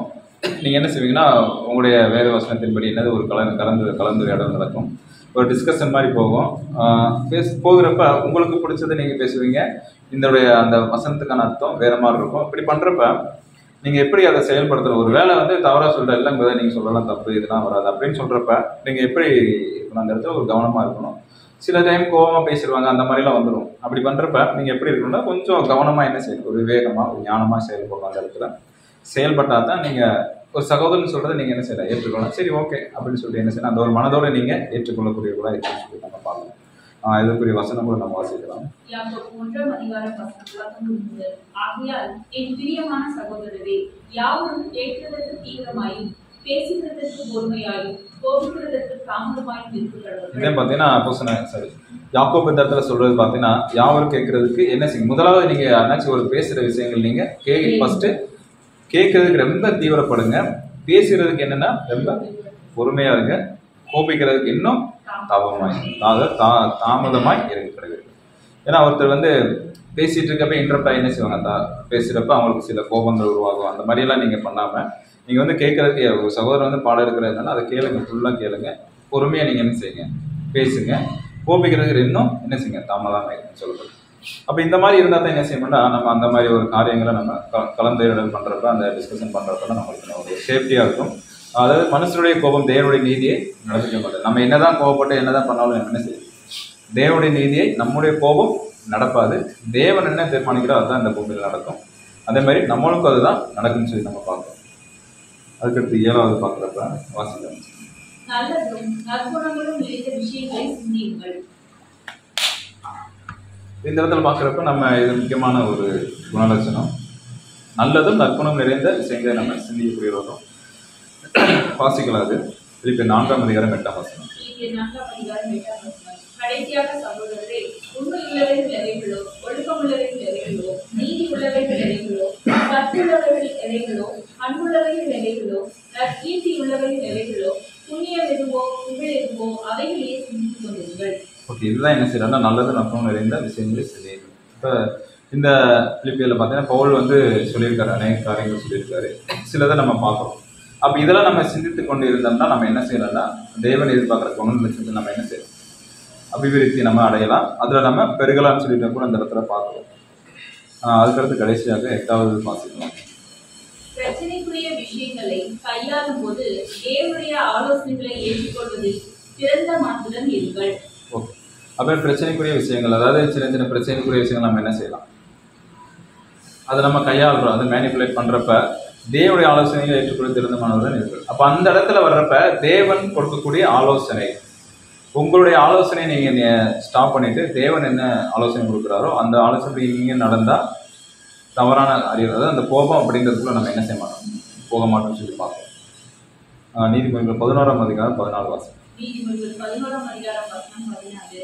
ஆலோசனை இல்லாத இடத்தில் ஜனங்கள் விழுந்து போவார்கள், அநேக ஆலோசனைக்காரர் உண்டானால் சுகம் உண்டாகும். Okay, thank you. அப்போ ஆலோசனை இல்லாத இடத்துல ஜனங்கள் என்ன செய்வாங்க, விழுந்து போவாங்க. இப்போ தேவனுடைய ஆலோசனை அந்த இடத்துல இல்லாட்டி அந்த இடத்துல எப்படி இருக்குன்னு சொல்லி பார்த்தீங்கன்னா ஒரு சரியான முறை, அதாவது நடைமுறை, அதாவது வரைமுறை அந்த இடத்துல இருக்காது. தேவனுடைய ஆலோசனை இருந்தால் தான் அந்த இடத்துல எப்படி இருக்கும், ஒரு சமாதானமான ஒரு போக்கு இருக்கும், சமாதானமான ஒரு வாழ்க்கை நம்மளுக்குள்ளே இருக்கும். அநேக ஆலோசனைக்காரர் உண்டானால் சுகம் உண்டாகும். அதாவது நம்முடைய அந்த கவுன்சில் கொடுக்குறவங்க அநேக பேர் இருந்தாங்கன்னா நம்முடைய சபை எப்படி இருக்குன்னு சொல்லி பார்த்தீங்கன்னா ரொம்ப ஒரு வளர்ச்சி அடைந்த ஒரு முதிர்ந்த நல்ல வளர்ச்சிக்குள்ளே போகக்கூடிய ஒரு சபையாக நம்ம இருக்கலாம். அதே மாதிரி சகோதர சகோதரிகளுக்குள்ளேயும் அந்த ஒரு குணலட்சணத்தில் இருக்கிறப்ப அந்த கிறிஸ்து கூட அந்த தேவனுடைய குணலட்சணத்துக்குள்ள நம்ம என்ன செய்யலாம்னா வளர்ந்து கொண்டே நம்ம போகலாம். அப்போ அந்த ஆலோசனைன்றது தேவனுடைய ஆலோசனை அப்படின்றது வந்து மிகவும் இம்பார்ட்டன்ஸ், நம்மளுக்கு வந்து ஒரு முக்கியமான ஒரு காரியம். அப்போ தேவனுடைய ஆலோசனை நம்ம என்ன செய்யணும், ஏற்றுக்கொள்ளணும். ஏன்னா அதுதான் முக்கியமான ஒரு ஆலோசனை. அவர் தான் நல்ல காரியங்களை சொல்லிக் கொடுப்பார். அதை நம்ம ஏற்றுக்கொள்ளணும்னா நம்மளுக்கு கிறிஸ்துவுக்குள்ள அந்த ஒரு ஜீவத்தை நம்ம கண்டிப்பாக நம்ம நல்லா வளரக்கூடியவர்களாக இருப்போம். இதுதான் பார்த்தீங்கன்னா இன்னைக்குரிய ஒரு பாடம். இதில் அநேக காரியங்கள் நம்ம கற்றுக்கொண்டு இருக்கலாம். அப்போ முதல்ல இருந்து பார்த்தீங்கன்னா கோபம்னா என்ன, அந்த கோபம் யாராருக்கு வரும், கோபத்தின் விளைவுகள் நம்மெல்லாம் பார்த்தோம். நம்ம சகோதர சகோதரிகள் மத்தியில் அந்த கோபம் அப்படின்றது வந்து பெரிய ஒரு என்ன சொல்லலாம், ஒரு சகோதரர்கள் நீங்கள் கோபப்படுறப்ப அது மிகப்பெரிய ஒரு பிரச்சனையை என்ன செய்யணும், அதை கொண்டு வந்துடும். அது வந்து ஒரு சகோதரர் மத்தியில் நீங்கள் நியாயமற்ற கோபத்தை வெளிப்படுத்துகிறப்ப அந்த சகோதரனோ சகோதரியை நீங்கள் என்ன செய்யறதுக்கு அர்த்தம் பார்த்தீங்கன்னா அவங்களை கொலை செய்யறது கூட, அது கொலையின் ஆவி உங்களுக்குள்ள என்ன செய்யுது இருக்குன்னு சொல்லி அந்த இடத்துல சொல்லப்பட்டிருக்கு. அப்போ தேவையில்லாத நம்ம ஒரு கோபங்கள் அந்த மாதிரி நம்ம சகோதரர் சகோதரி மத்தியில் இல்லாமல் நம்ம தேவன் என்ன சொல்கிறாரோ அவருடைய ஆலோசனைப்படி நம்ம நடந்தோம்னா நம்ம சகோதர சமூகத்தில் ஒரு ஒரு ஃப்ரீயான செய்யற ஒரு பிரச்சனை இல்லாத ஒரு குடும்பமாக நம்ம என்ன செய்யலாம்னா வாழக்கூடியவர்களாக இருப்போம். அப்போ கோபம் அப்படின்றது வந்து பார்த்தீங்கன்னா ரொம்ப ஒரு மோசமான ஒரு குணலட்சணம். கோபத்தினால உலகத்தில் பயங்கரமான அழிவுகள் நடந்து கொண்டிருக்கு. அப்போ அதே மாதிரி அந்த அழிவுகள் அது வாட்டில் என்னென்னா அது நடந்துகிட்டு இருக்கும். ஆனால் நம்மளுக்குள்ள அந்த ஒரு கோபம் என்ன செய்யக்கூடாது, வைராக்கியங்கள் இருக்கவே கூடாது. அது பழிவாங்கக்கூடிய எண்ணங்கள் இதெல்லாம் நம்மளுக்கு என்ன செய்யும், சுத்தமாக இருக்கவே கூடாது.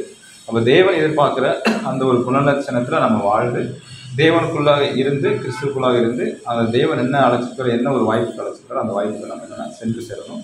தேவன் தாமே இந்த ஒரு காரியங்களை ஆசீர்வதித்து கொடுப்பாரோ. ஆமாம்.